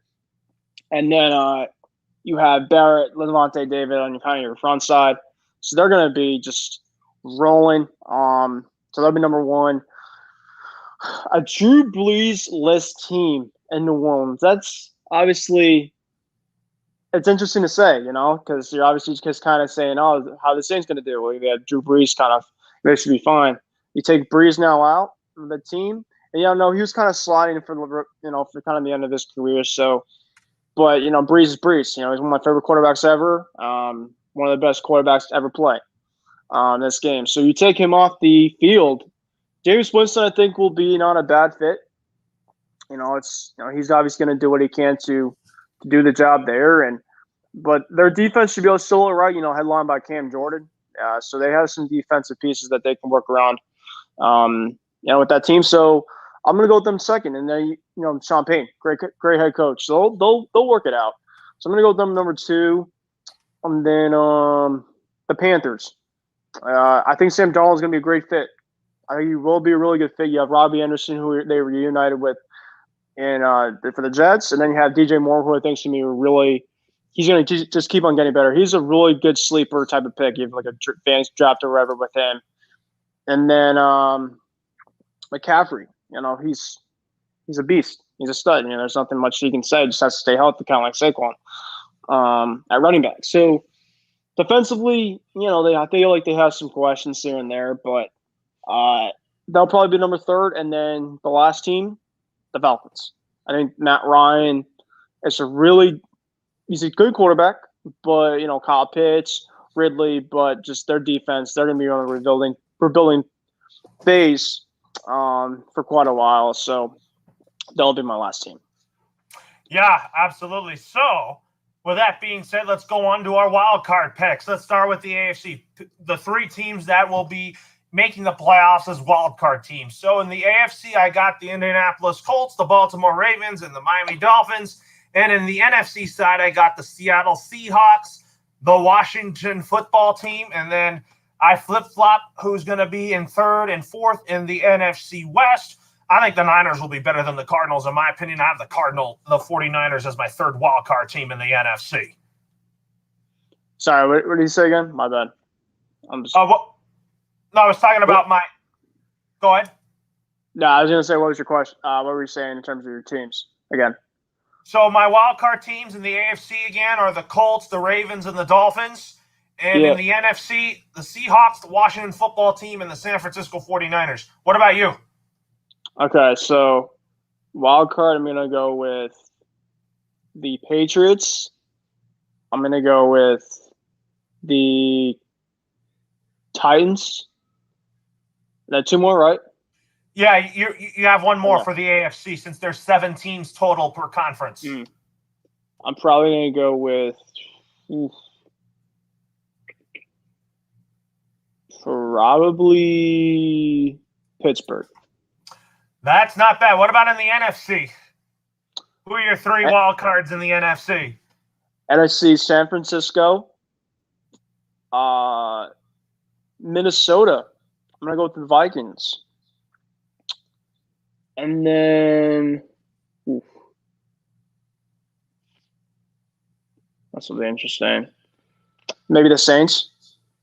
Maybe. They could get in, but let's see how Jameis Winston does. So, anyways, folks, with that being said, let's move on to the awards. Let's start with who is going to be winning and taking home Offensive Rookie of the Year.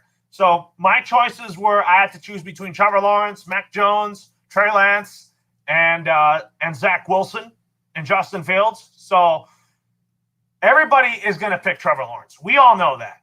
But from what I saw this preseason and all that, my pick to win the Offensive Rookie of the Year award, I'm going to pick Mac Jones from the New England Patriots because I think he is going to thrive, and I think he's going to be one of the best rookie quarterbacks in the NFL this year with Trevor Lawrence and Zach Wilson. Who is your pick to win Offensive Rookie of the Year? So I'm going to go with Devontae Smith, actually. I'm going to go with a non-quarterback. I think Devontae Smith is the real deal. He's coming to a team in Philly, which I think has needed a lot of receiver help. And he gets to learn from a really young, up-and-coming good quarterback in Jalen Hurts. So, you could say the good quarterbacks, Fields, Mac here and there, Lawrence too, and Wilson. But I'm going to go with the receiver to make it a little more fun and interesting. I'm going to go with Smith. I mean, it's not a bad pick, but I think Devontae Smith, he did play with Jalen Hurts in Alabama. I think that Alabama connection is going to be fun to watch here in Philly than it is in also in New England and in Miami. So, switching sides from the offensive side of the ball to the defensive side of the ball. My pick to win Defensive Rookie of the Year, I had two choices, Micah Parsons or Pat Surtain. I'm going to go with a sweep of Alabama. With Offensive Rookie of the Year and Mac Jones, I'm picking for Defensive Rookie of the Year, I'm going to go with Pat Surtain from the Denver Broncos. I'm going to say Surtain too. Yeah, it's a clean sweep. I really like him. Yeah. So we both have Alabama players winning Offensive and Defensive Rookie of the Year. I got quarterback and defensive back. You got wide receiver and defensive back. Yep. So we still both have Alabama players winning it, but different positions for both. Yeah, for sure. I'm not a big Bama fan, but they obviously rule college football. So let's talk about who's going to win Offensive Player of the Year. I had to choose between Josh Allen, Aaron Rodgers, and Baker Mayfield, but my pick to win Offensive Player of the Year is I'm going to pick Aaron Rodgers of the Green Bay Packers. Not only he won MVP last year, I think Aaron Rodgers can still win an award. I think he can be the Offensive Player of the Year in the league this year, just because he's going to throw a lot of touchdown passes and all that, but I do think Aaron Rodgers will be a finalist for the NFL MVP award. My Offensive Player of the Year is going to go to Derrick Henry. I think that Derrick Henry is going to have a monster year this year. Quarterback wise, so I'm gonna do a little duo here, Laura. My Offensive Player of the Year is quarterback wise, probably gonna go Josh Allen. Yeah, Josh Allen too, if I were to choose him. But I just pick Aaron Rodgers just because right now he and Tom Brady are the cream of the crop when it comes to elite quarterbacks in the NFL. Yep. So, Defensive Player of the Year. I think Aaron Donald is going to be up there in that race. I think Joey Bosa and Nick Bosa, the Bosa brothers, are going to be up there in that conversation too. I think this Defensive Player of the Year race is going to be tough as nails. I think Chase Young is going to be in the conversation. And I also think that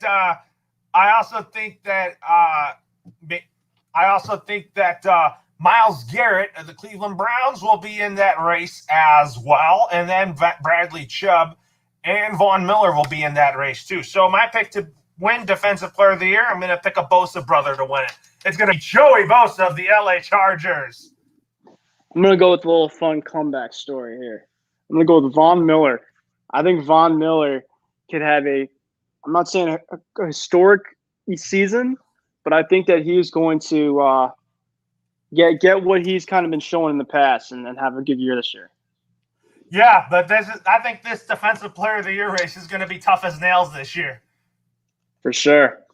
And Comeback Player of the Year. I not only define Comeback Player of the Year as like somebody coming off of injury. Someone can win that award coming off of an injury, like Alex Smith. That was a very good story that he was going through. But at the same time, I define Comeback Player of the Year as you can have a bounce back season after coming off of injury. I can define it as somebody that had a bad year last year and then bouncing back the next year. So my pick to win the Comeback Player of the Year award, I'm picking Sam Darnold of the Carolina Panthers. I know this might be a little bit of a head scratcher, but I'm going to go Dalvin Cook from the Minnesota Vikings. I think Dalvin Cook last year, if I can recall, I think he got hurt maybe midway throughout the season. He's had his injury problems left and right, but I think that Dalvin Cook's going to have a huge year. So give me him for the Comeback Player of the Year. Don't rule out Derwin James, too. He's had injury problems, too. He could be in the conversation for that award, too. Yeah. And Derwin James is a really good player. Derwin James is a beast when healthy. So, with that being said, let's talk about who's going to win Coach of the Year. I thought about picking one coach, but I'm going to do a co-recipient of this award this year for Coach of the Year. My Coach of the Year will be Mike Vrabel of the Tennessee Titans and Brian Flores of the Miami Dolphins, both under the Bill Belichick coaching tree.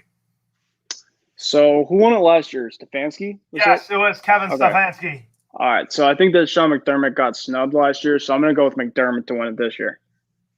And you say that because you like what he's doing in Buffalo and what program he's built there?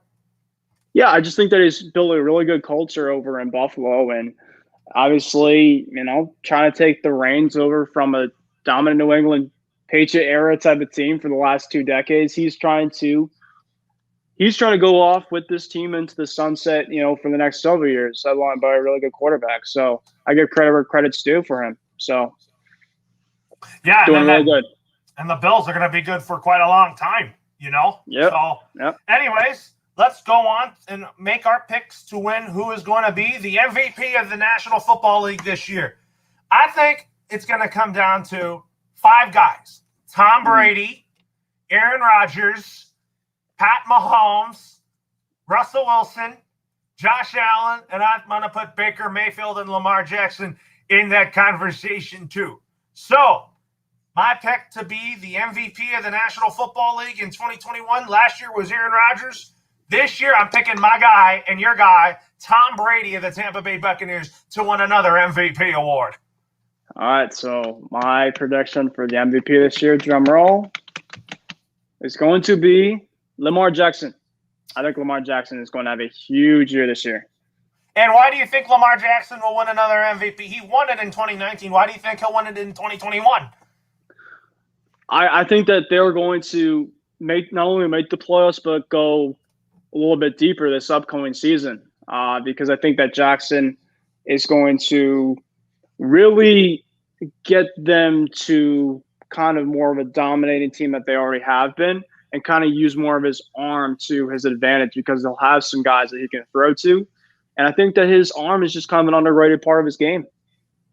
Absolutely, it is. So anyways, let's talk about best and worst. So let's talk about who's going to be the best team in the AFC. So my pick to be the best team in the AFC, I'm going to pick the Cleveland Browns to be the best team in the AFC. The second best team in the AFC will be the Buffalo Bills. And the third best team in the AFC will be the Kansas City Chiefs. What about you?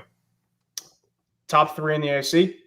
Yeah, best team. But who's going to be that one best team in the AFC? And who's going to be second best and third best? Oof. I'd probably go Chiefs number 1. Probably go number 2, Cleveland. No, not probably not 2.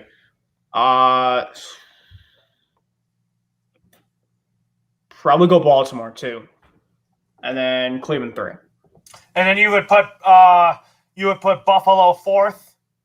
Oh, maybe Buffalo 3rd, actually, over Cleveland. Yeah, because probably Cleveland 4. Yeah.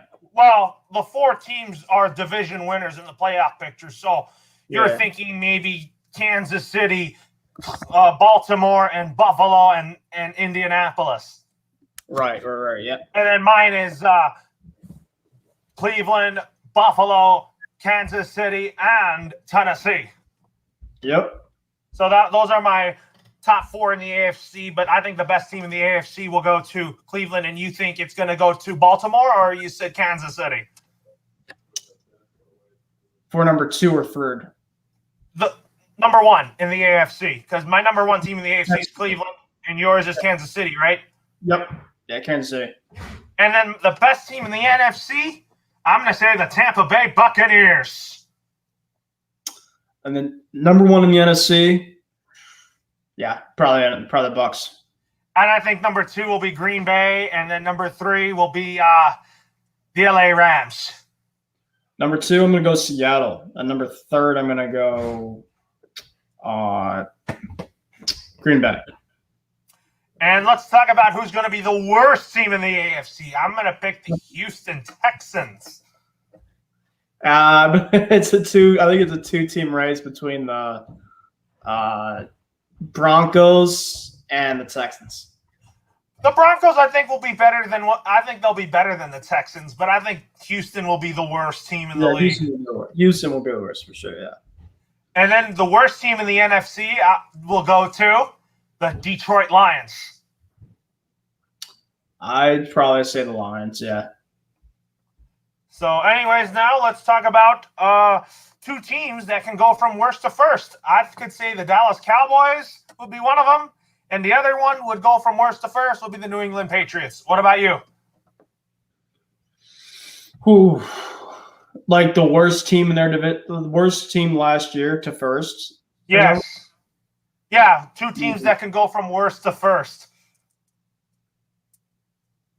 I mean, this probably won't happen, but probably the Cardinals. Because the Cardinals have a decent team, so they were one of the worst teams last year. Maybe they can, if they keep it all together. But that's obviously a really, really hot take. In the AFC, I mean, like I said, this is really tough too. Like Dallas, you get like Dallas. I'm gonna try to, Dallas probably. Dallas and New England obviously are 2 really good, decent fits. But I mean, it really depends. Like, it's kind of tough to dictate, but yeah. So, anyways, moving on from that topic here. So, let's talk about coaches on the hot seat heading into 2021. So, I have 5 guys on my list that are coaching for their jobs this season. So, I got Cliff Kingsbury, Vic Fangio, Zach Taylor, Matt Nagy, and Mike Zimmer, but I think the guy who I think's on the hot seat the most is Matt Nagy. All right, so I'm going to go Mike McCarthy. I'm going to go Vic Fangio, number 2. Mike Zimmer, 3rd. Cliff Kingsbury, 4th. And then I don't know about Zach Taylor. Ooh, it's interesting.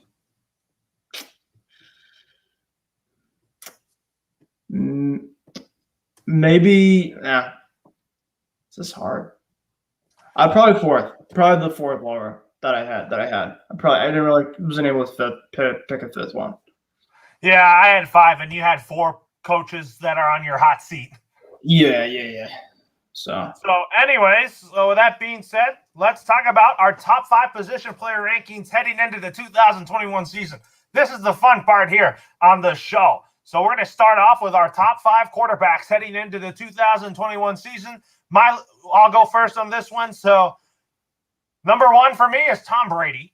Number 2 for me is Aaron Rodgers. Number 3 for me is Russell Wilson. Number 4 for me is Pat Mahomes. And number 5 for me is Josh Allen. If there's anybody that I snubbed, please let me know. Who is your top 5 quarterbacks heading into this 2021 season? Oof. Pat Mahomes, number 1. Number 2, Josh Allen. Number 3rd, Aaron Rodgers. No. Rodgers 2, Allen 3rd, Russ 4th, and Lamar 5th. I think Brady misses it, but it'll be in the top 10. He's probably still top 5 in my opinion because of the season that he had last season in his first year with Tampa Bay. So let's go on to running backs. So my top 5 running backs is Derrick Henry, number 1, Ezekiel Elliott, number 2, number 3, Saquon Barkley, number 4 is Dalvin Cook, and number 5 is Nick Chubb. But if there was anyone that I snubbed, let me know. who is your top 5 running backs heading into this season? Number 1, Christian McCaffrey. Number 2, Derrick Henry. Number 3, Nick Chubb. Number 4 is not Zeke. Probably 4, Saquon, and then 5, Dalvin Cook. That's a good list right there. So let's talk about wide receivers. So my number 1 receiver heading into this season is Julio Jones, followed by DeAndre Hopkins at number 2. Devontae Adams rounds out my top 3. Odell Beckham Jr. will round out my top 4. And I finish it off with Tyreek Hill. And if there's anyone that I snub, let me know. And Ben, who are your top 5 wide receivers heading into this season? All right, so I have a snub for you, Stephon Diggs. That's my top 5. So I'm gonna go number 1, Devontae Adams. Number 2, DeAndre Hopkins. Number 3, Stephon Diggs. Number 4, probably AJ Brown. And then number 4,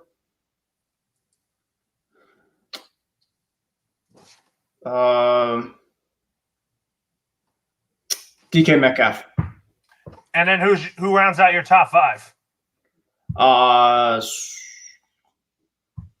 gonna go with Michael Thomas. When he's healthy, he is a top 5 receiver, so he's not going to be playing for the first 6 to 7 weeks of the season. Well, I think he'll be big when he comes back. Let's talk about our top 5 tight ends heading into this season. So if there's anyone I snubbed, let me know. So number 1 for me on my top 5 tight end list is Travis Kelce, the Kansas City Chiefs. Number 2 for me is Rob Gronkowski of the Tampa Bay Buccaneers. Number 3 is Zach Ertz of the Philadelphia Eagles. Number 4 is George Kittle. And number 5, to round it out, is Mike Gesicki. What about you? All right, so you missed Mark Andrews. That's the guy so number 1 for me is Travis Kelce. Number 2 for me is George Kittle. 3rd for me is Mark Andrews. 4, I'd probably go with Tonyan from Green Bay because I thought he was pretty good last year. And then I would say like a duel between Gesicki and Gronk. That's 5th. That's a good call right there. But now, if you want to have a good offense, you got a good offensive line. So let's talk about our top 5 offensive linemen in football. It could be mine is a mix of offensive tackles and offensive guards and centers. So my number 1 offensive lineman in football this year is Andrew Whitworth heading into this season. Number 2 is Quentin Nelson, the best guard in the league with the Colts. Number 3, he's arguably one of the best centers in football still with the Philadelphia Eagles, and that is Travis's brother Jason Kelce.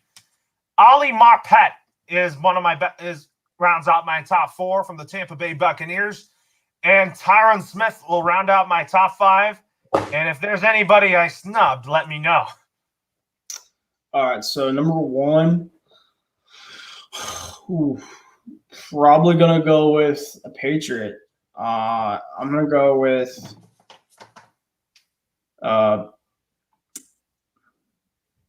David Andrews. I think David Andrews could be an extremely good offensive lineman, potentially my top 5. Whitworth, Zach Martin, who's on COVID list, but from Dallas, I think he's a really good one. Dwayne Brown from the Seattle Seahawks. I think Quentin Nelson. I mean, I wouldn't really put an order for that because just guards, tackles wise, I mean, you could kind of have your own category, but if we're doing kind of combinations, I'm just kind of putting 5 guys I really think that will shine this year. Yeah, I was just putting 5 guys, not from offensive tackle or offensive guard. I just did a mix of things. So, anyways, let's go on to defensive lineman / edge for top 5. So, my number 1 defensive lineman this year is Aaron Donald, and then my 2nd and 3rd best edge rushers this year are Joey Bosa and Nick Bosa. I got to put the Bosa brothers up there. Yeah. And then Khalil Mack is my 4th best edge rusher on this list. And then, to close it out, Chase Young. So edge rushers we're talking about? Defensive linemen and edge rushers combined. All right, so Myles Garrett, I'm going to go Shaq Barrett, Levante David, Jace Young, and watch out for Kalani this year. Yeah, Cloudy's definitely good, that's for sure. So anyways, let's talk about who is our top 5 linebackers heading into this season. So number 1 for me is Bobby Wagner, one of the best linebackers in the league right now. And then Fred Warner from the 49ers, who I think is arguably one of the best linebackers too in this league. Yep. And don't forget about Darius Leonard. I think Darius Leonard is a fantastic piece on the outside and in. And then Patrick Queen is in for a big year. And if he gets a new contract, DTJ Watt. Yeah, so I mean, all the ones that you said, I was going to say. So, you mean top 5 linebackers? Yeah, your list. Basically, all of them. There's no others that I can really say that really can top it. All right, let's go to defensive backs to close out the top 5 list. So Xavier Howard is my number 1 defensive back in football right now, along with Tre'Davious White at number 2. Those guys are continuing to get better each year. Stephon Gilmore is my 3rd best. So those are corners I'm talking about. And then I close it out with safeties, Jamal Adams and Kevin Byard. All right, so Stephon Gilmore, this is no order. Stephon Gilmore, Xavier Howard, Tre'Davious White, and then safeties, Minkah Fitzpatrick. And who was your first safety you mentioned? My first one was Xavier Howard. He's a corner for the Miami Dolphins. Yeah, but who's your safety that you first mentioned? Jamal Adams. Jamal Adams, yeah. Adams would be my other one. All right, now let's talk about who is going to be playing in the AFC Championship game this year. So my pick will be the Cleveland Browns going up against the Kansas City Chiefs in Cleveland. What about you? Go rematch. You mean Buffalo? Did you say Buffalo, Kansas City in yours for the AFC Championship game? I'm gonna go with championship. I'm gonna go Cleveland, Kansas City. All right, we're pretty much on the same boat here. So let's move on to the NFC side. Who is going to be going to the NFC Championship game? I'm going to say Brady versus Rodgers again, but this time the scene will shift from Lambeau Field to Tampa Bay. I'm going to go Brady against the Seahawks. I think Brady is going to go to Seattle for a championship game this year. I want it to be at home for the NFC Championship game because I think the Buccaneers can win it at home in front of their fans. Yeah. Since last year they did it on the road. You think if Tampa Bay goes to Seattle, you think they'll do it again? I think that they have a real good shot, yeah. And let's talk about who's going to play in the Super Bowl, who's going to win the Super Bowl, and our Super Bowl MVP pick. My pick for the Super Bowl is the Tampa Bay Buccaneers and the Cleveland Browns. And my pick to win the Super Bowl this year will be Tampa Bay back-to-back with Tom Brady as the Super Bowl MVP again. So I'm going to go Kansas City, Tampa Bay rematch. I'm going to go Mahomes gets the best of Brady this one. And my player of the game, I'm probably going to go with Tyreek Hill. You mean Tyreek Hill, Super Bowl MVP? Yep.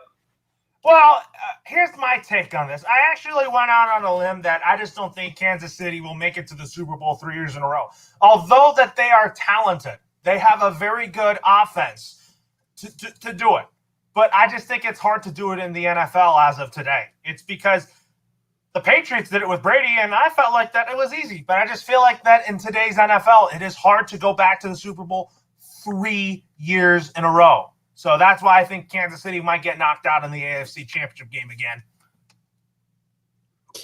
Yeah. So Kansas City is just a great team, dominating team. And just I look at that team, in terms of the superior of where they are. And I just feel like year by year right now, they can just go on a run. They just have a lot of the same guys back, and they just have a great group. So I mean, if you do it again, if you do it twice, why not try again? All right, so our final topic of the night will be the Dolphins versus Patriots game preview. So, but this is going to be a great matchup. I mean, Bill Belichick, Brian Flores will go head-to-head. It's the student versus the teacher, and then two former Alabama quarterbacks will also be going head-to-head in Mac Jones and Tua Tagovailoa. So, let's talk about this game. So, I think the Patriots are going to win. But I think it could go either way. We talked about it being a high-scoring game. It could be a low-scoring game. What are your thoughts heading into this game on Sunday? Well, I think it's going to be a really close one. You know, you have two quarterbacks that are really young. Tua's obviously kind of had his growing pains the first year. Mac Jones, obviously, his season debut. So you have two quarterbacks that are extremely young, which will make the game very, very fascinating. You got, like you said, the student teacher. You got Brian Flores. You got Bill Belichick as the GOAT, but you have him basically under his coaching tree, so he's headlined by the Pats. Defensively, you know, you don't have Gilmore. You know, Miami, you'll have Xavier Howard. So, you know, with Gilmore, you have, you know, on both sides, two of the best defensive backs in arguably in football. And then their weapons, you know, top to bottom. Tight end wise, I would give the nod to the Patriots. Receiving wise, I'll probably give the edge to Miami. Offensive line, I'll probably give the edge to the Patriots. Offensive line, Defense, I would probably go on both sides. I think the lines of both sides are better than the Dolphins, but I think that the line, you know, Wilkins and stuff, will be a challenge for the Patriots' offensive line. I think the Patriots will win 24-20. I think that Mac Jones will be a game manager to kind of start off his career, but I think that he'll go 2 touchdowns and an interception, throw maybe 170 to 200 yards tops. I think he'll throw a touchdown to Hunter Henry and a touchdown over to Nelson Aguilar. I think we'll have kind of intermediate type of touchdown on a play action. And then he'll have kind of a touchdown deep ball. I think he'll have a nice deep ball touchdown in this game over to Aguilar.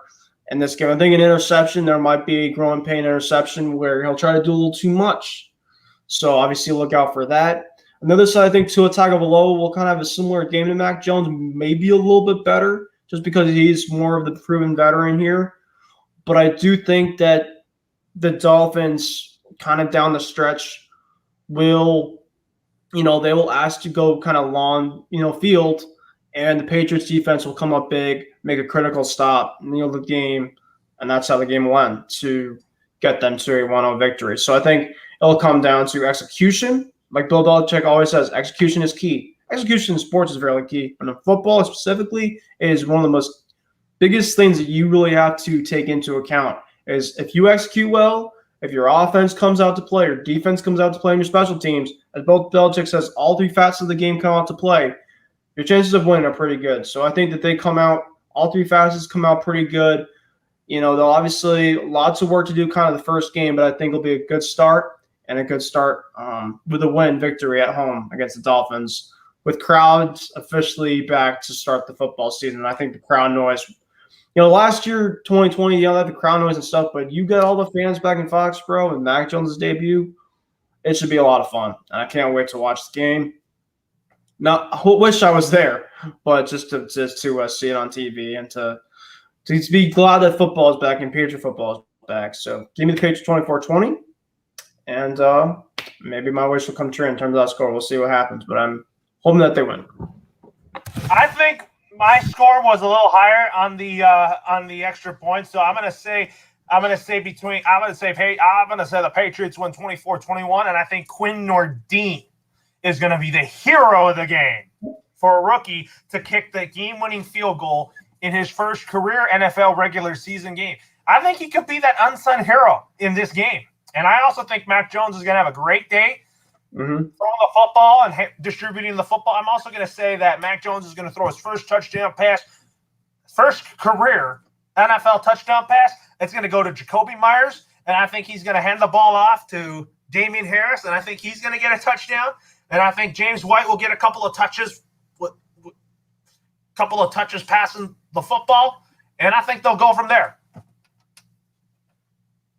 Yeah, man, we'll see what happens. I'm excited.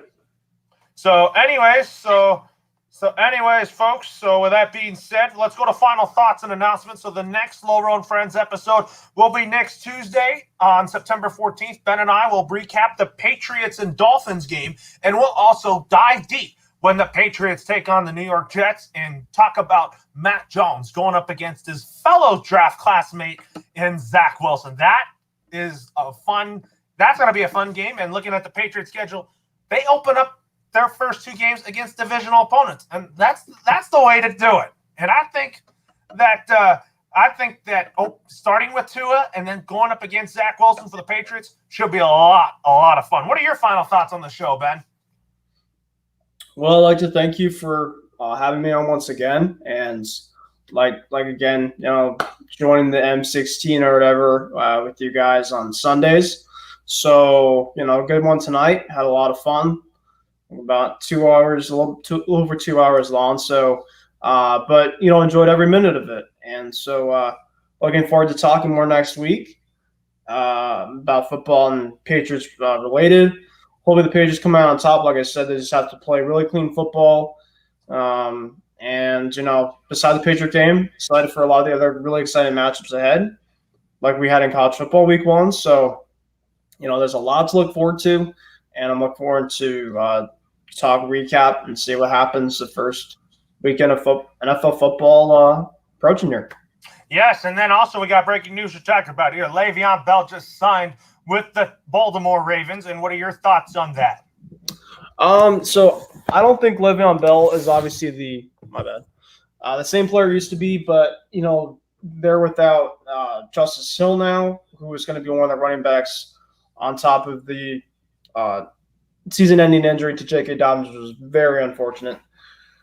But they just had to get somebody in to be kind of a replacement, I guess you could say. Now, I think Latavius Murray got released today too, which was an interesting move. That was another kind of final thought too. Was Murray's released? I think Baltimore's a perfect fit for him. Gives them some running back insurance. So keep an eye for that. Keep an eye out for that. All right, so Ben, I'll see you on Loro and Friends next Tuesday, and then I will see you on the Extra Point on Sunday. And for everybody out there, have a great rest of your night, and Loro and Friends will be back next Tuesday at 8 p.m. Eastern Time, 5 p.m. Pacific. Thank you, guys.